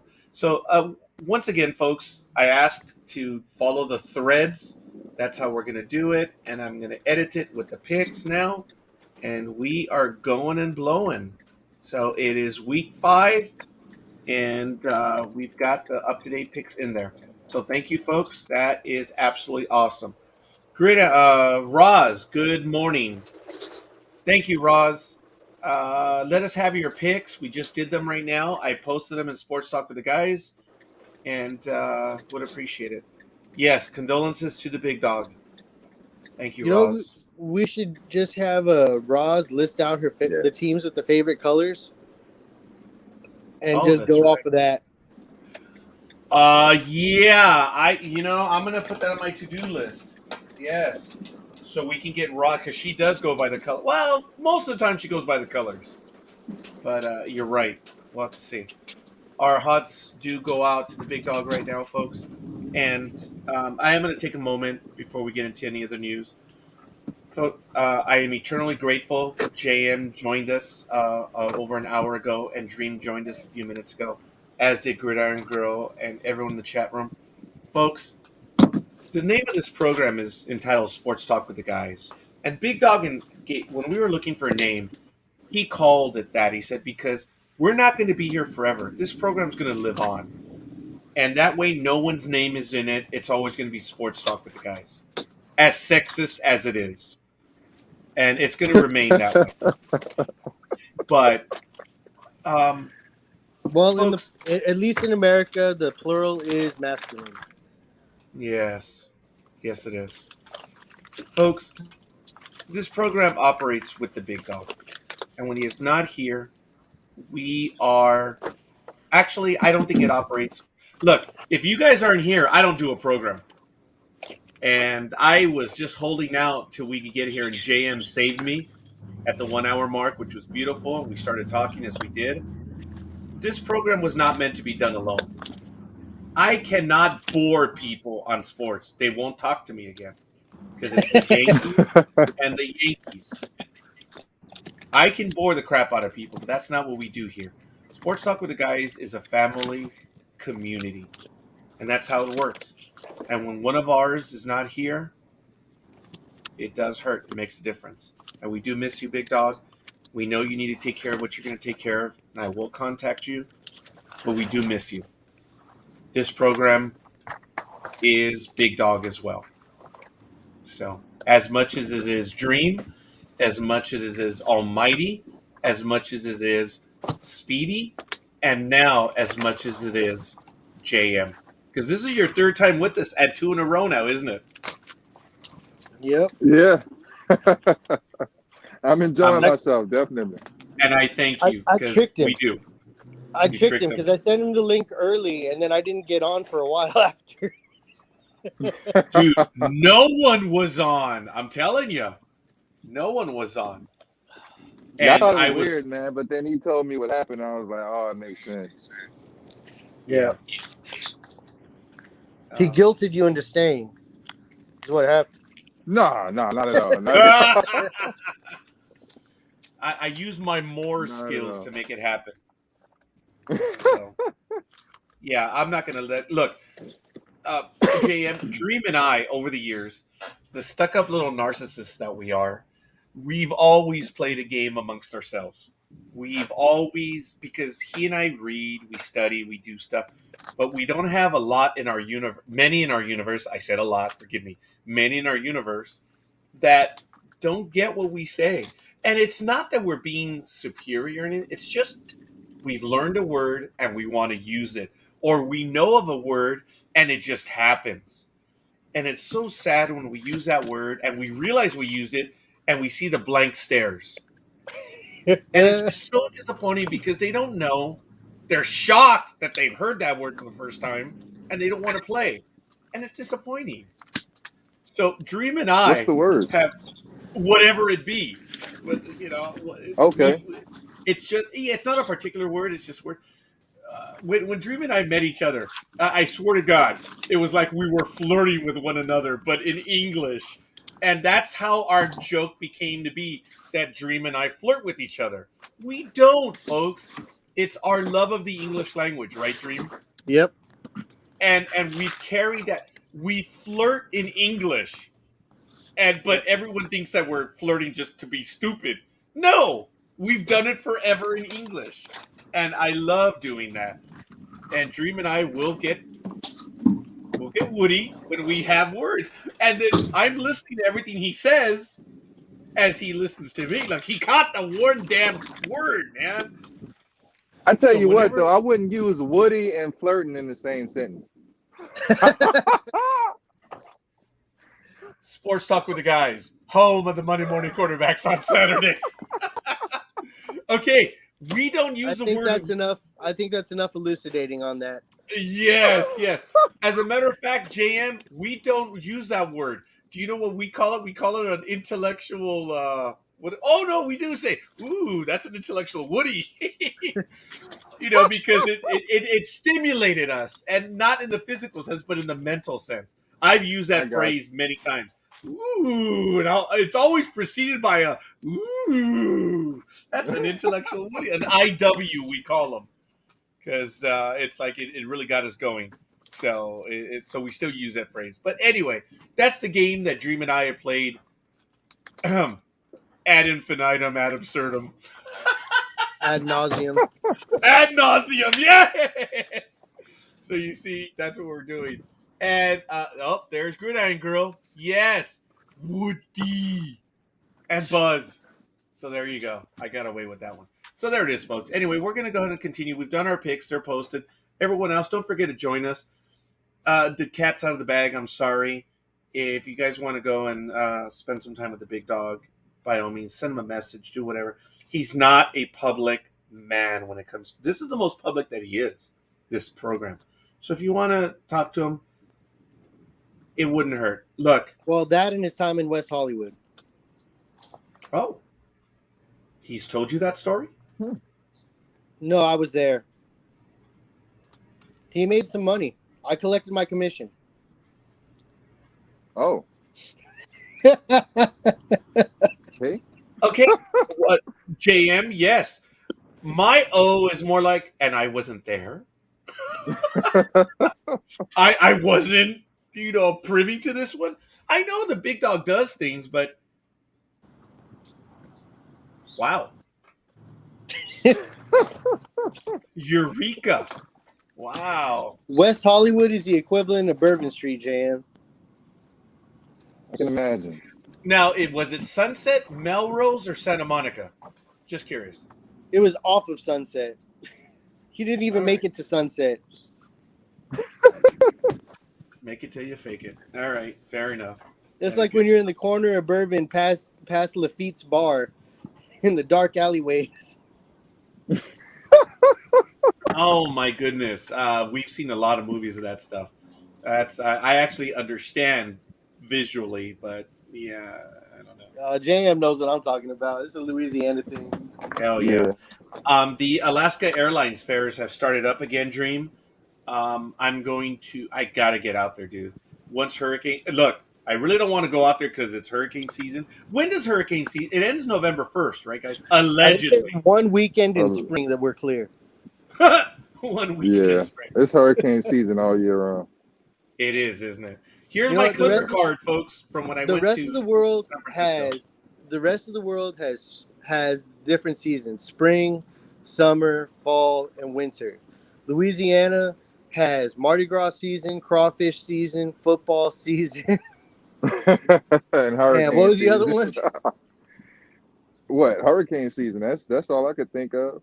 Hurricane, crawfish, football, and Mardi Gras, and carnival season. Yeah. Yeah. That's it. All right. And that's how we rain go by our all year round.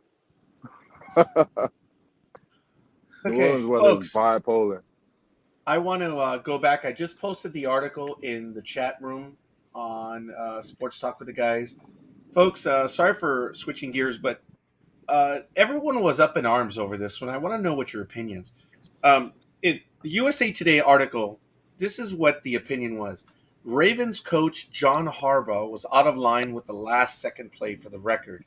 I don't know if you guys heard about this, but basically the Ravens were putting it to the Broncos 23-7 on Sunday. And here's the rub. After Baltimore snuffed Denver's final drive by intercepting backup Broncos quarterback Drew Lock in the end zone with 3 seconds remaining, Harbaugh called for a running play on the Ravens' last snap, despite their 16-point advantage. Quarterback Lamar Jackson gaining 5 yards around the left side as the clock expired. Why is it a rub? The play gave the Ravens 102 rushing yards on a day when Jackson threw the ball exceptionally well for an offense that's needed more for that dimension, and allowed Baltimore to tie the Pittsburgh Steelers record established from 74 to 77 for most consecutive regular seasons, 43, with triple-digit yards on the ground. Okay, the opinion is he was selfish, he was going for the record, he was risking, he was being a dick. Okay, now, this is Scorekeeper's opinion. Records are meant to be broken, even if it's a blowout. Why do we play this game? You're telling me one final play when they were up 23-7, you're saying that when records are meant to be broken, look, let's look at it another way. If you're winning and you have a chance to go for the record, you're not going to try to get the record that it's one of the all-time greatest. I'm not saying it's one of the all-time greatest records, but they've now tied the record 43 games in a row of triple-digit rushing yards. Did you guys know that? It's 43 games in a row. No, I didn't know I don't that. have a problem with it, man. I really don't. You can say what you want, gentlemen. It's a gentleman's sport, and if you have the lead, you should just win gracefully. I say right. F that. I say F that. I say run the score up. I've always been under the impression and I've said this multiple times, you beat the other team if you're winning, you beat the other team so handily that no ref can take it away. And yes, you make sure that they know you came to play, because you know what happens the next game. You're up ahead, and next thing you know, the next team that you're playing is like, oh well, if they're up ahead, they let it relax in the last couple minutes, so we have a chance to really pull this ahead. Gives them motivation, gives them whatever. Okay, cool. Well, guess what? We don't do that. We play to win. We play to score. We play to break records. Individual accolades are nice, but it's a team record. This is for the team. And I'm sure the team had their choice in the matter too. The quarterback could have audibled the play. The quarterback could have said, no, I don't think we're going to do this today. The running back, could have just taken, they all could have just taken a knee at that time. Let the clock run out. The coach calls the play, but it's up to the team to run it. If the coach calls the play and they say, okay, cool, you know what? Yeah, let's do this. Then they're taking the ball and they're doing what the coach tells them to do. But if the coach said, hey, we're going to do this, they have mics for a reason. They're going to they're going to tell the coach, hey, look, this isn't what we want to do. I don't feel good about this. Whoever the running back is at the time can tell him, hey, look, my knee's hurting or my back's hurting. I don't think I can do this right now. They all have options. They all have mouths. They can all, tell the quarterback, to tell the coach, look, we're not going to do this. They made a decision as a team to go forward with the play that was called, and they went with it. And all power to them, because you know what? You're breaking records. That's freaking awesome. Okay, JM, hold your thought. I want to add this. Apparently, Fangio's bigger point that Harbaugh was wrong, and there's no denying the play could have gotten Jackson hurt or otherwise unnecessarily added to Baltimore injuries woes elsewhere, or even claimed a defender from Denver in some unfortunate pileup. They're saying that this one play, this one risky play to get to the record, could have hurt someone. I want to answer that, and then I'm going to go to JM, and then Dream and everyone else. You stupid, illiterate jackass! That can happen on every play. You trying to justify your thinking by that is basically using that colloquialism that I say, oh, the Mariano Riveras of the world. You have nothing to say. You're throwing a tantrum, you illiterate jackass, by saying, okay, first of all, you weren't a gentleman by taking a knee. You're being a dick, but because you were being a dick, you were risking your team by being a dick. They risked their team when they signed that contract. Yes, JM, your comments on risking and on the whole thing of running 5 yards to get the record. Well, no, to tie the record at 43 games. Okay, he's muted right now. I believe he's probably dealing with a customer right now, so I apologize. But folks, to use that thing that you every play someone can get hurt. Come on, man. That's stupid. It's a ridiculous argument. That's why they get paid the big bucks. They have the fancy trainers. They got all the doctors on staff, because injuries happen regardless. Somebody could have twisted an ankle taking a knee. It happens. Gridiron Girl, who was on the other side of that, says it was all good. They were going for a record. You play 4 quarters, you play to win. Now, I get it, folks, about the gentleman thing. I would have always have taken a knee. No, not at all. I would have always have taken a knee, but there's a chance for that record. Why the hell do we play? And it was a team record. It wasn't an individual record. It was a team record. You guys are on the wrong side. You goddamn pussies. This is real. I bet you they were Pittsburgh fans that were bitching about this. But anyway. I believe it. I believe that 100%. I know you were busy, and I apologize, but I'm sure you've got something to say on this. Yeah, I agree. I agree with Dream, man. Run the score up, man. Get those records, man. Make history, because you never know when you'll get that opportunity again. That's a part of your legacy. Fuck everybody else's feelings. That's what I say. Pardon my French. No, no partying here, folks. Look, I've told the story before. Dream and I were involved in a youth program some years ago, and I disliked passionately being against Dream. The only team I wanted to be on was I wanted Dream on my team because I was going to win. If I was against Dream, we were going to get our asses handed to us, and it happened regularly when I was against him. But Dream, even then, being a teenager, was genteel. He understood stuff, and I think that's why we've gotten along forever, Dream and I. But there was a game, we were playing a softball game, it was a pickup softball game, and there was like maybe 8 players on each side. I picked, well, let's just say that I didn't have the very good players on my team. And they had an inning where, good God, I think they scored like 20, 30 runs against us. And when the inning finally ended, I said, how many runs did you get? And Dream said, he looked down and 10. And I said, shit, I'll take it. and we took it. Well, this team was lighting us up like 30-7. And then they did what happens. They went cold. And then we got 1 run here, 5 runs there. And eventually we actually pulled ahead. And my team started to celebrate and cheer and go crazy. Dude, it should have been 80-0. But instead it wasn't what it was. And we actually came back to score. And on those scores came back to win. And we started to cheer and whoop it up. And I turned to my team and I said, shut up. Don't do that. Don't do that. And they stayed quiet. And I told them, when they were lighting us up, when they were kicking our ass, they were not whooping it up. They were not, they were doing the high fives and everything, but they weren't being dicks about it. Yeah. So when we came back to take the lead and hold on to the lead, I immediately got to my, don't be dicks about it. We're winning. Now we have to win. And we did win. But it was a thing where I instilled in them, they weren't dicks to us. Don't be dicks to them. Because if you piss them off, they can come back. I'm sorry, what was that, JM? I said I'll wait till after the win. Yes. No, but it's one thing to be, a sore loser.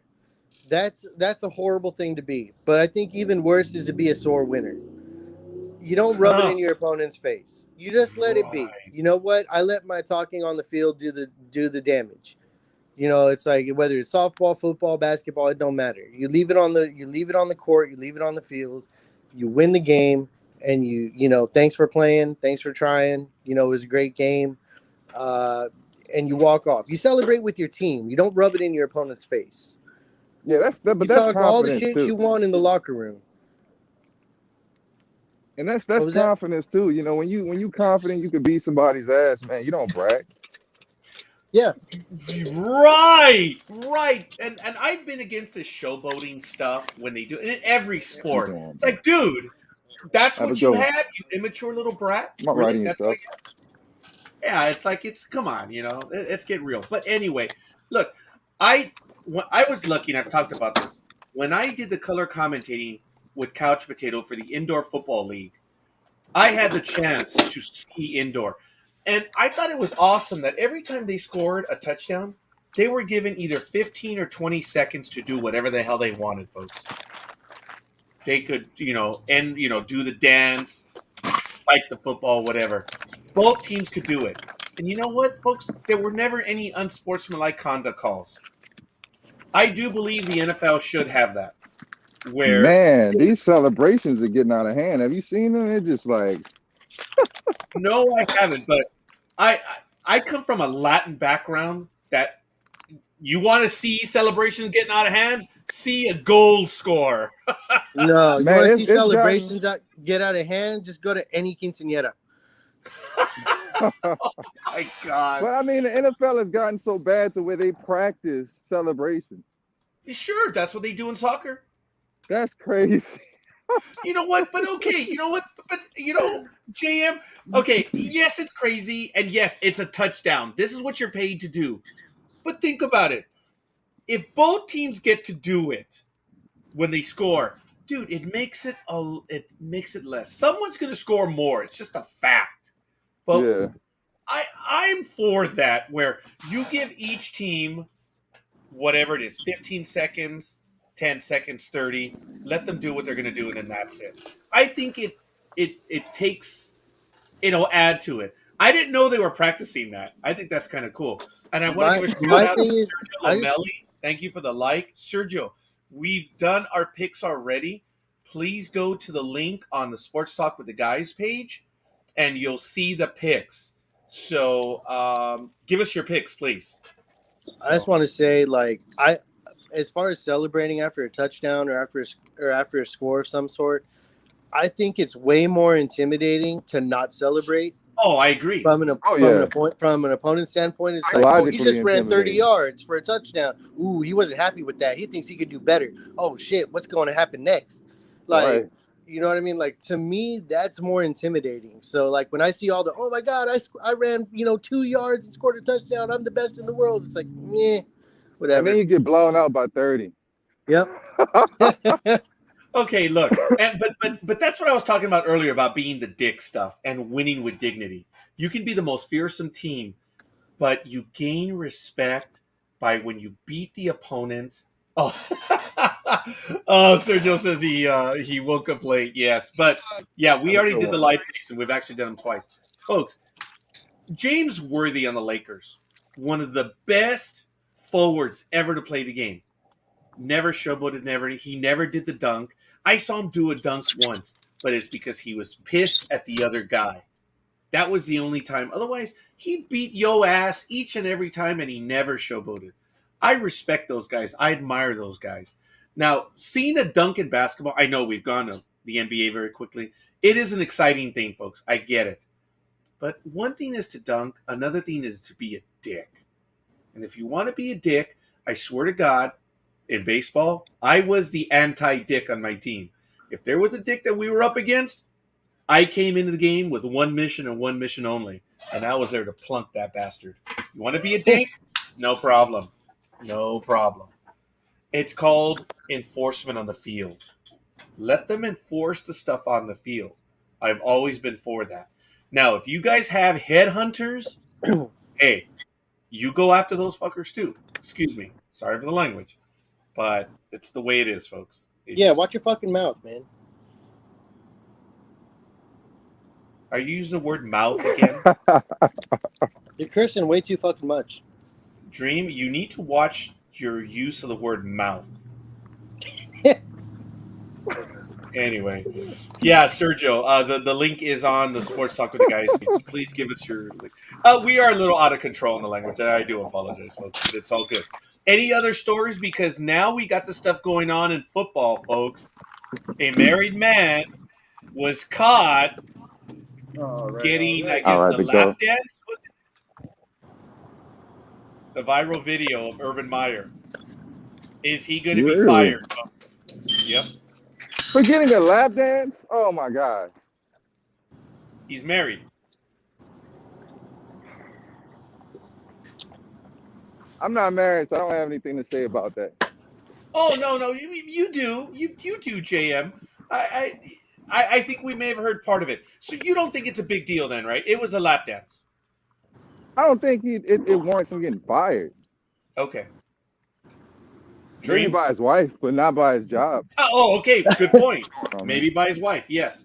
Dream. Yeah. I think that's a personal issue. Unless there's a code of conduct that he violated, that he signed a contract on with the team or something like that. But I mean, that's his personal life. He can do whatever the F he wants. But I mean, he's got to deal with the repercussions in his personal life.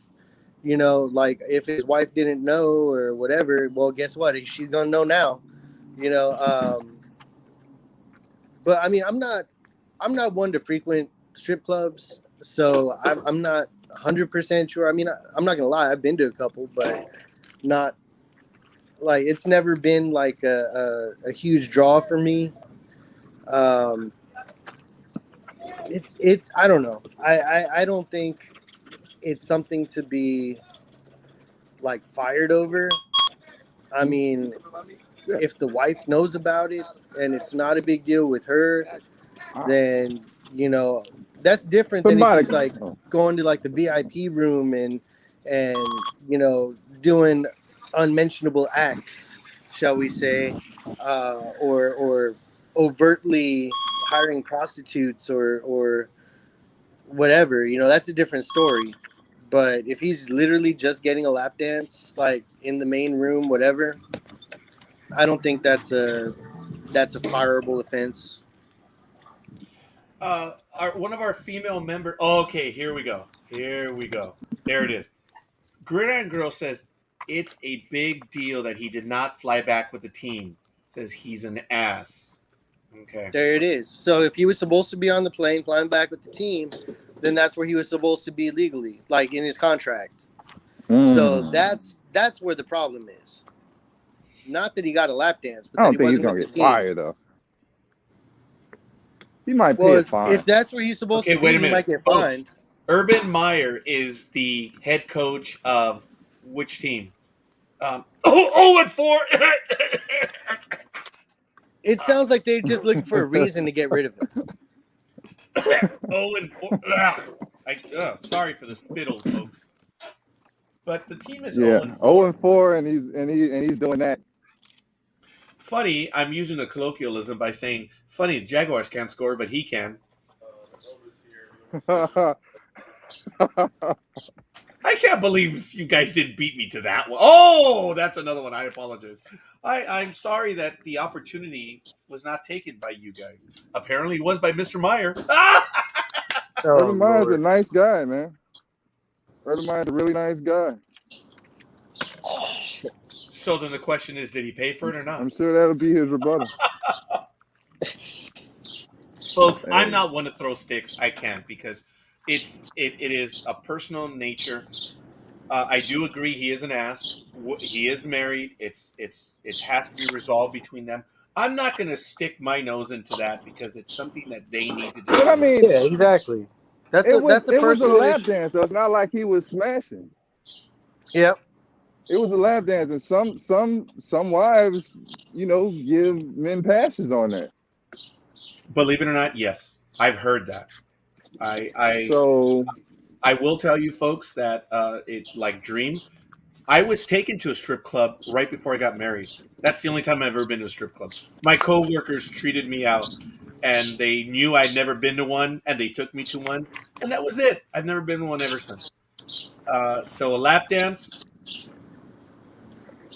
I'm not big on strip clubs either, man. I once went into a strip club, and a chick sat down right next to me, and she began to have a conversation. We having a great conversation, and yeah, she was like, "All right, I've had those. That's $10."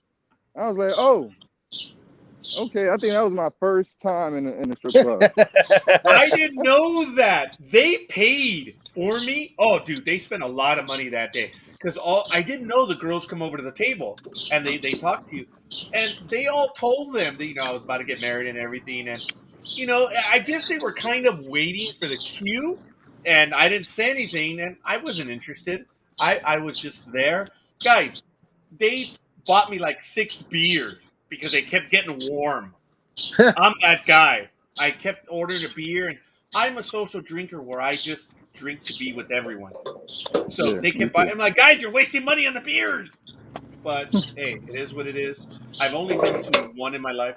But have I had a lap dance? Yep, I actually did once. I will admit to that. I did. I think that's like a rite of passage as a man. I then thank God I have that right passed. I was stunned. It was a going away gift. I thought it was kind of funny. You remember his name? No, I was about to say she is still friends with me on Facebook. Yay. And I'll leave it at that. Yes. Congratulations. Yeah, and that was it. And she was leaving my universe for the sake. And the sad thing was, I was embarrassed. I was embarrassed by it. I was stunned that it was actually happening, and there were witnesses to it. Oh my God! It was like, oh, I look back and I'm not going to say where it happened, but there were witnesses. And we know where it happened. Good thing he didn't have social media back then. Jeez. Oh, no, thank God. Yeah. Jeez Louise, man. Oh, Yeah. that's very good. That's very good, Sergio. Actually, it should have been kitty on your lap. Doesn't count. Oh, that was funny, Sergio. I like it. Yes, because I haven't had a dog on my lap in like ever, and cats, yeah, more likely. But that was funny, guys. But look, Dude, I tell you, that's it. if there was social media when I was growing up, I'd probably be famous. How you doing, Miss Claudia? Okay, you, No, yes. man. Me, no. I would have been nobody then, like I'm nobody How you now. doing, Miss Costello? There was So, social media when I was a kid. oh, you'd be somebody. I'd be blocked on every site imaginable. Nah, dude, the girls all talked about you back then. You could have been one of those influencers. Dude, I probably all would the have been like girls. Tom Green in my day. That's funny. That's good. I would have been the wannabe that I am now, the influencer now. I'm nobody. So, Urban Meyer officially, folks, it's going to have to resolve that issue with his wife if there is an issue to resolve. As far as the team, if, as Dream said, if there's any conduct that he violated, he was not on the plane. Thank you, Gridiron Girl. It's going to have to be resolved. It is a personal issue that may affect the team. I do have a code of conduct. Yeah, they might start winning. Oh, wouldn't that be funny? Well, if they fired him, got a new coach, and they started winning, that'd be hilarious. That would be a coach. Just before you go, you got to get a lap dance so the other team can win. That's pretty good. I like that. Dude, honestly, like, if they fire him, it's because they were searching for a reason to fire him.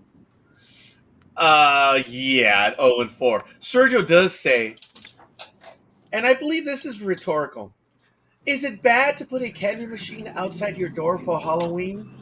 Just asking. Jesus, Sergio. Oh my God. That's not even that bad. No, but it's funny. Yeah. This year, due to COVID, capitalism. Yes, I have it planned. Speaking of being that way, I know. Don't you hate when people do that? Anyway, I am going to give out candy this year because, as for those of you that know me, my significant other, my estranged significant other, has never been for Halloween, and I haven't given out candy because I acquiesced to her. Screw that. Ooh. If there are any kids that are going to be, risking COVID, stupid or otherwise, I'm going to give candy. Because if those kids are trying to have a bit of normalcy, I'm going to try to give out candy. You should scare them, too. My favorite is the fact that, like, a lot of people leave the candy bucket outside the door. And it's like every single kid that reaches in is got their germs all over everything. It's like, all right, cool. You go for it.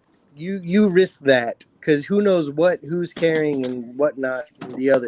I'm not going to leave a candy bucket. I will have gloves and I will hand out candy because I want to. Because speaking in another persona, the economy's numbers are not good. They look good, but they're not. Yep. And it may be bad. So if there are going to be kids that are going to be out there looking for candy, I hope to be one to be able to give them candy. You better bust out with those king size. None of those fun size candy bars or minis. Why the hell do they call them? I know a comedian talked about those fun. This is fun size? Yeah, not even close. All right. So I got a Halloween joke for you. Oh, please. In sports talk with the guys fashion. Why don't witches wear underwear? Why don't witches wear underwear? My two sisters report here during tax season on Saturdays. Why don't they wear underwear? So they can get a better grip on their broom. Oh, yes. Oh, excellent. Wow. Yes. No, my older sister Rose knows that. I told her that they asked for her, and I said, did you see the brooms outside? They weren't there. Outside the office. So what I did is, to be an asshole, one day that they weren't there, I got two 99-cent brooms, 99-cent store brooms, and I put them outside the office, the garage where my office is, and I put Wow. them both there. No one caught it. Oh my God, no one caught it. Oh, Oh man, but You I got to like. good just one. put little hooks with their names on it, Okay, and then wow. when they come over, just hang one broom on whoever's hook is there. Just don't let them know until they leave. They're like, "What Okay, the?" well, putting their name on the hook, dude, that's risking my life. But the funny thing is, I did tell my older sister about that, and she chuckled because I said, "Hey, your sisters aren't here." Oh no, they're getting maintenance done on their brooms. And she chuckled. She laughed. She thought that one was funny. Now my sister, that's also older, Alma, she'd probably be hurt by that one. But that's okay. So anyway, that's neither here nor there. It's all good.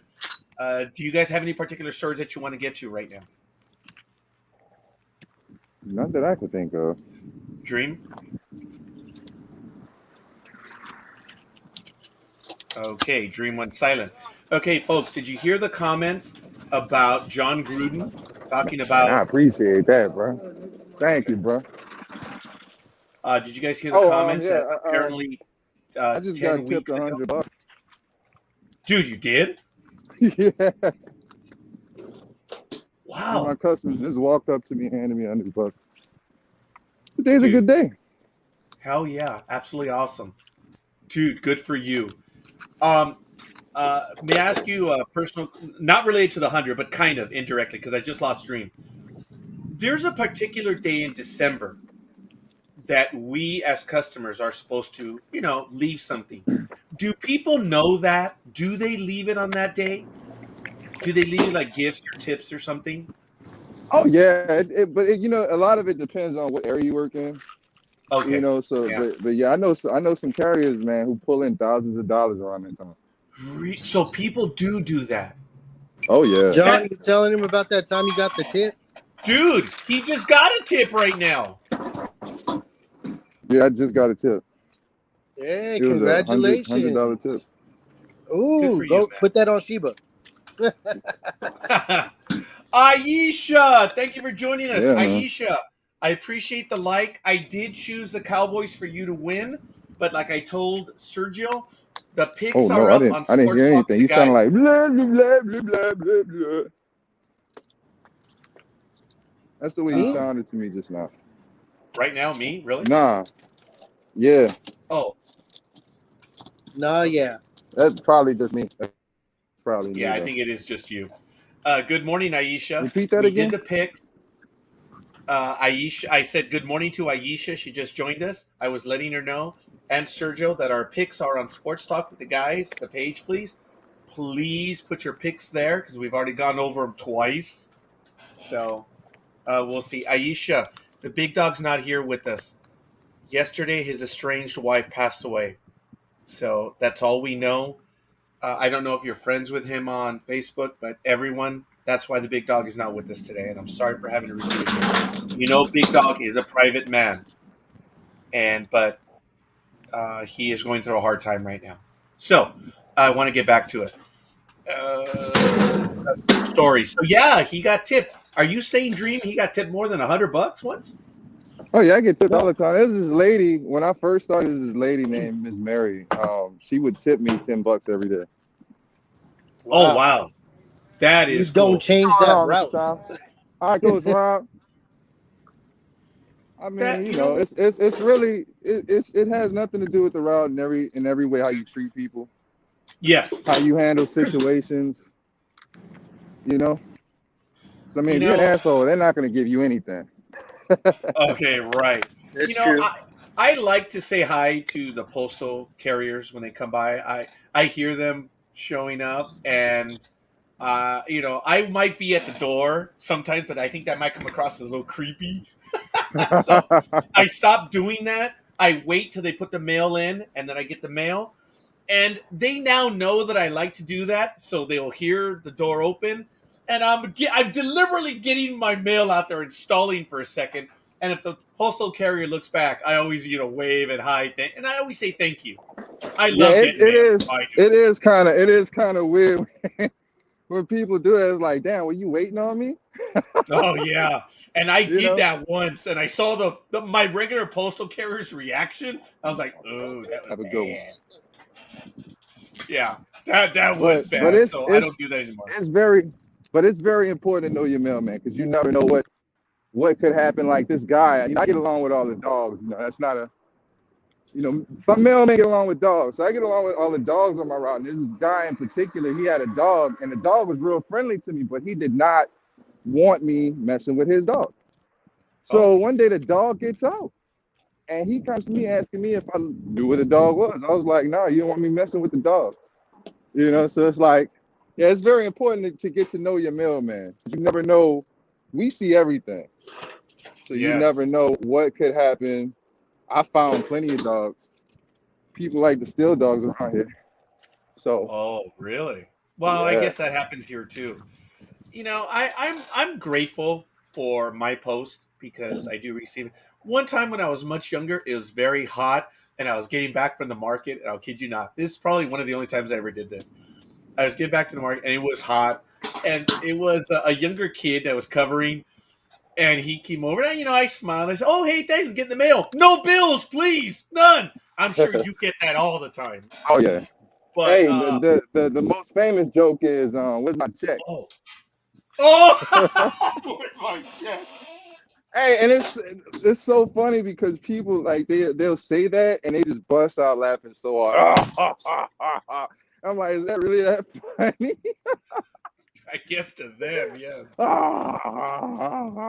It's funny. Well, the kid came by, and he was perspiring. It was a hot day, and we were out in Pomona, and like I said, we were putting the stuff in from the market, and I smiled, laughed, and he handed me the stuff, and I said, "Hey, dude, it's hot, and I know this is the worst thing I can give you, but damn it, at least you don't have to go buy one." I had the 6-pack of the smaller ones. Not the. Oh, I did get him, Aisha. She just saw me kill a fly. I did. I was so mad. I got the fly swatter, and you could see me do it. Yes, I killed him. Anyway, I got him. I got the little bastard. You didn't see my satisfaction. Anyway, I handed him one of those, not the 1 liter Cokes, but the like 20 ounce or whatever. And I told him, and I said, and it's a Yeah. cherry Coke, young man. So it's hot. Oh, I love I it. feel you. And yeah, I think he had gone around the cul-de-sac and he'd already finished it. Oh yeah, those things are so And good, man. Man, yeah, but if it's they're not nice good and for you on cold. a hot day, dude. Oh man, hey bro, I have 2 bottles of Mountain Dew in Oh, okay. my cooler right now. I hear you. Yeah, and do you know what was really cool? It's just he was really, oh, dude, thank you, and he downed it. So he was on the other side of the Yes. cul-de-sac, and he had the empty bottle, and I was like, oh, dude, I'll take it. So I just jogged across the street, and I said, hey, dude, don't worry about throwing that away. I got you, and it was cool. And I think it was one of the only times that I saw him, but it was perfect timing. It was hot as heck, and I was like, dude, I can only Hey, that imagine. dude's gonna remember you, bro. Everybody else That's probably gives him water, but you gave him a cherry Coke. He's not gonna forget that. well, you should get water because the cherry Coke, I think, dehydrates you and Hey, everything. you But see how he down that cherry Coke, huh? Give him the cherry Coke, bro.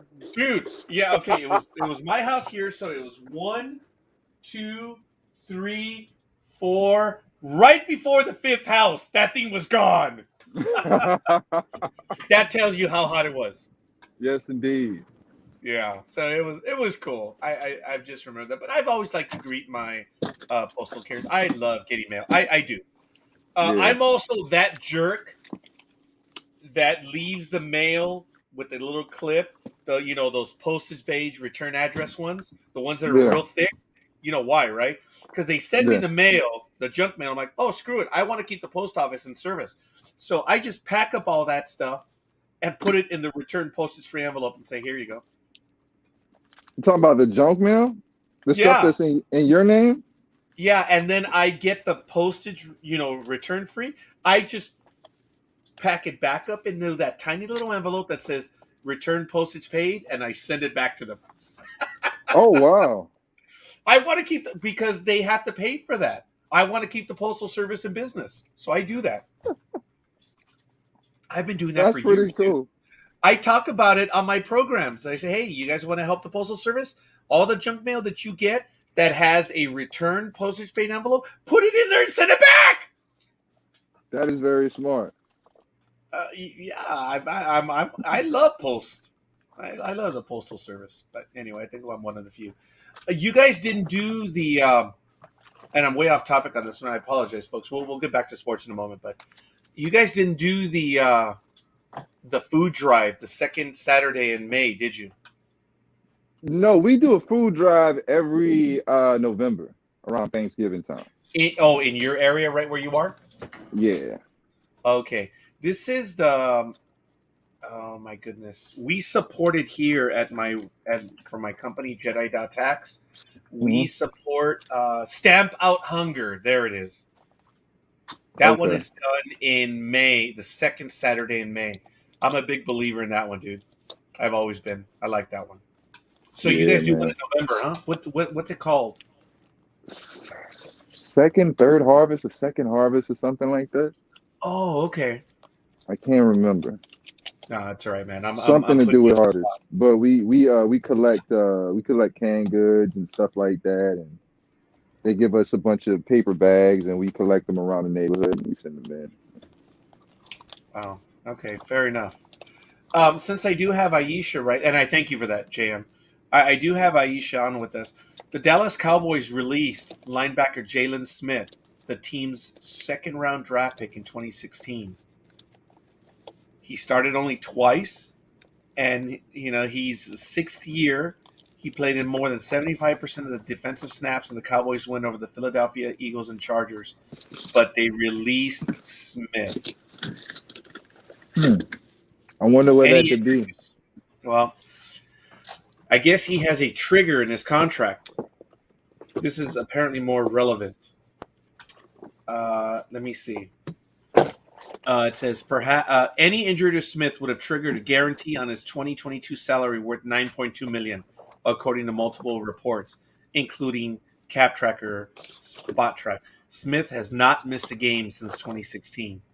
This season, Smith had played 56% of defensive snaps, the most of any all-time Cowboys linebacker.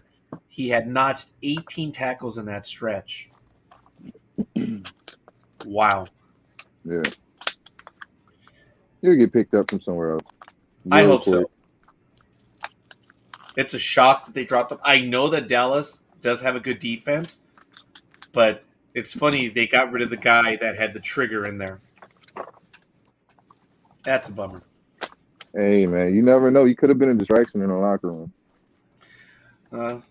Yeah. I think a lot of that plays a part, too. The Cowboys, they're more about face than they are about winning.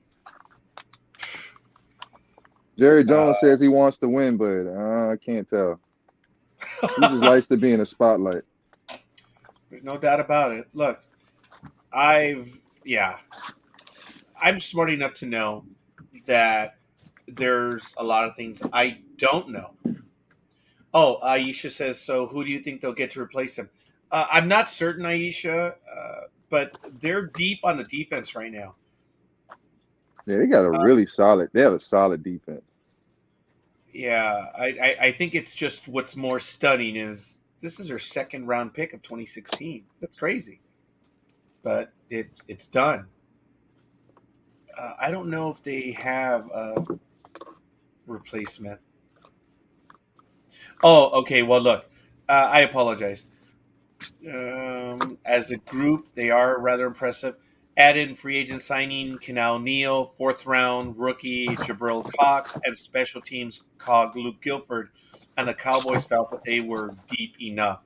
Neal and Parsons opened the season as the Cowboys starting linebackers, and defensive coordinator Dan Quinn said at the time that he expected Smith and Van Esch to still contribute meaningfully. So when the season began, there was a question of them already being deep. So they had already answered it, and it's just disappointing that it was the veteran that was let go. He'll be picked up unless he does bring baggage. we'll see. We shall see. And I hope Yeah. I'm sure it'll be done by the end of the year, end of the season. I think he's gonna go through too many games without playing. Let's hope. Yeah, I think someone's going to pick him up in a week or two. I don't think he's going to wait. I think that there's teams that need it. Kansas City. And who would have thought? But there is the link. I just posted it. You guys can check it out all about Jalen Smith. I'm surprised myself. I know that team is deep. Look, I'm a baseball guy, folks. And to have pitching is one thing. You can never have enough. And I believe it's the same theme on football teams. You can never have enough. But then again, the way football works, you actually can, right? JM. So you've got to make decisions. Yeah. Baseball, you can never have enough pitching. But, all right. Fair enough. All right. I know we lost Dream. Don't know why. Aisha does say everyone has baggage. Just don't understand why they get rid of him at this time. I'm thinking that it was the money. It was just the money. Because they have some escalator clauses in there. So if he's not a full-time guy, remember, the things aren't guaranteed, folks, in the NFL. If you let him go, you only have to pay the guaranteed money. Everything else, no. I think he's going to find a spot somewhere else. I hope he does. He's good. Raiders can take him. Definitely. I don't know how the waiver process works in the NFL, but I think that he's going to be picked up. But we'll see. Yeah. All right. There are other stories. I don't know. What was I going to say? The Grand Prix is going on right now, folks, but I don't remember which one it is. We have a NASCAR race coming up too. I know the playoffs, but we've gone over all that stuff already. We've covered the stuff that I really wanted to go over. So, in tennis, very quickly, Novak Djokovic. We don't know if he's going to make it to the Australian Open due to the fact that there is a COVID vaccine requirement, and we don't know what the situation is with him. So we'll say. I got a bill, man. All right, JM, I thank you. Peace and long life. I thank you for joining me. I appreciate you, young man, and I hope you be safe and enjoy the rest of your day, man. You too, man. All right, thanks. All right, see you, JM. Well, there it is, folks. I am solo now. Don't like doing the solo stuff, but we did go over almost everything that we were going to cover anyway. We did do the picks. Aisha, if you're still with us, I guess we could do the picks one more time if you'd like, and we can go over them. And then I'm going to go ahead and call it, folks. So I'm going to do it one more time. And this is what we have. So, Aisha, if you're still with us right now, the first game. Oh, and we ask you to check Sports Talk with the Guys because we are doing a Thursday game, which we post on Tuesday. So, the Sunday game. I don't know if you're still with us, but Jets 1-3, Falcons 1-3.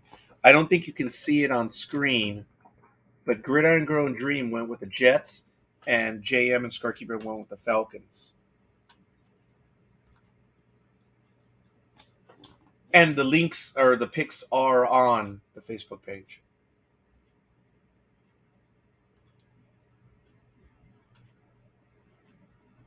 Okay, I may have lost her. It usually doesn't take that long for her to respond. Oh, there it is. It is. So she is with us. Okay. She's going with the Jets. All right. So Lions 0-4 versus Vikings 1-3. Everyone went with the Vikings. JM, Scorekeeper, Grid, Iron Girl, and Dream all went with the Vikings.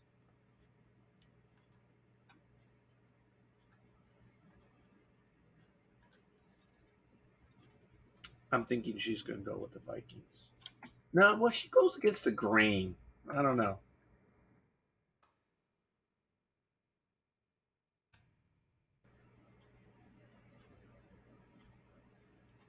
Oh, she went with the Vikings. I don't think you're a big fan of the Vikings. Well, wait a minute. Okay. I remember there are some that you do definitely go against the grain on. So I like it. That's good. Going with the Vikings. I kind of thought you were. Next game, of course, Saints 2-2 versus Washington 2-2. We all went with the Saints. JM, Scorekeeper, Gridiron Girl, and Dream.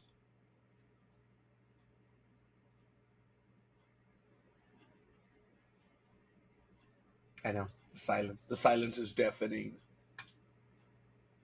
And we do thank everyone who's given us a like. Of course, Tanya, Gridiron Girl, Sergio, and Aisha.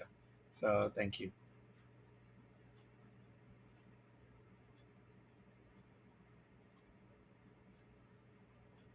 Oh, she's all right. Washington. All right, good for you. Uh, this is a gimme game. The next one, Patriots 1-3 versus the Texans 1-3. Texans, of course, are at home. Jam, Gridiron Girl, and Scorekeeper all went with the Patriots. Dream went with the Texans. You know, I'm changing my pick. I'm going with the Texans. I was talking about this one earlier, and I'm going to do it. I'm going with the Texans. Oh, you went Patriots all the way.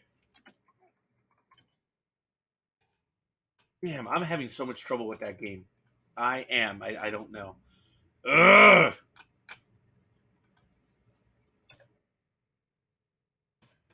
I make the screen bigger. I apologize. Oh wait, can I? Enter full screen mode. Oh, that didn't work. Okay, sorry. I might still change that one. I don't know. Okay. Anyway, Dolphins 1-3, Buccaneers 3-1. JM, Scorekeeper, Gridiron Girl, and Dream all went with the Buccaneers.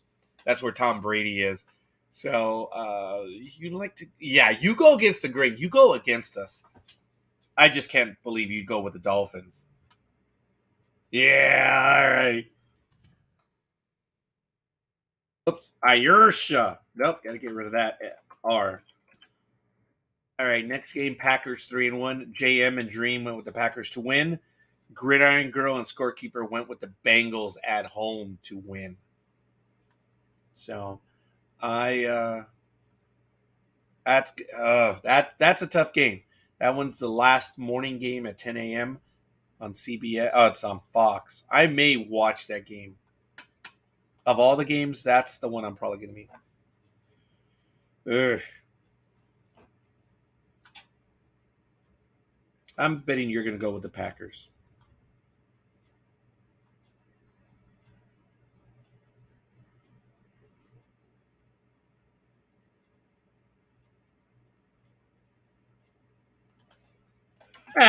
I should be betting on this. That's funny. All right. Broncos and Steelers. We all went with the Broncos. Broncos are 3-1. Steelers are 1-3 at home. Steelers look bad. They do not look good at all. We all went with them. Some of the other games coming up are really, the next three are easy. That's funny. You're not a Packers fan. Well, that's right. You're Dallas. Why would you be a Packers fan? Ugh. I don't think I've ever seen that in my life. I will choose the Cowboys to win, and I generally am right when I choose them. And I'm not a Cowboy fan either, but it is what it is.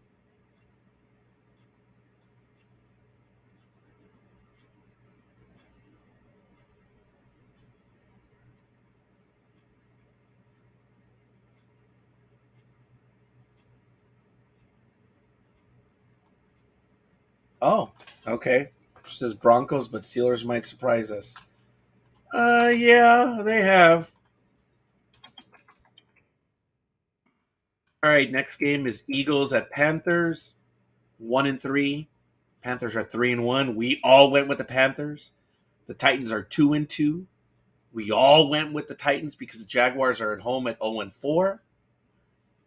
And yeah, those are the next two easy games, I would think. That's why I did those.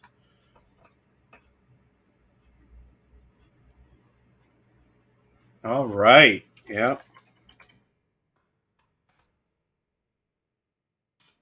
Yep. Panthers. You went with the Panthers.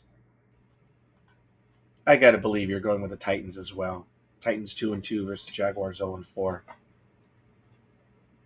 Yeah, okay. That one was kind of easy. Now, one of the better games. This is Browns 3-1 versus the Chargers 3-1. This one's going to be good.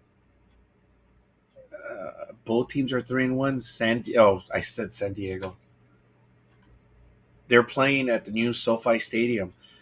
JM went with the Browns, so did I, and Gridiron Girl and Dream went with the Chargers. I should have gone with the home team, but I think the Chargers are going to be better on this one. I don't know why I did that, but I'm sticking with it now. Oh, all right, Browns. Nice pick. Next one, two classic teams. Bears 2-2 versus the Raiders 3-1. We all went with the Raiders to win on this one. You're gonna go with the Bears. I bet you are. Oh, okay. That one I definitely got wrong. Raiders gonna take it. Next game, it's Dream's team, the 49ers. He's sticking with them. This team has issues. I don't even know if they even have a quarterback to go. I don't know what's up with Garoppolo, but that's okay. Cardinals are 4-0. Dream went with the 49ers because that's his team. And the Cardinals, scorekeeper JM and Gridiron Girl. Now, I should have put the pick for the Packers. Big dog in on that one. He's always going to go with his team. I had to go back on that one. Cardinals for this one. Yep, thank you.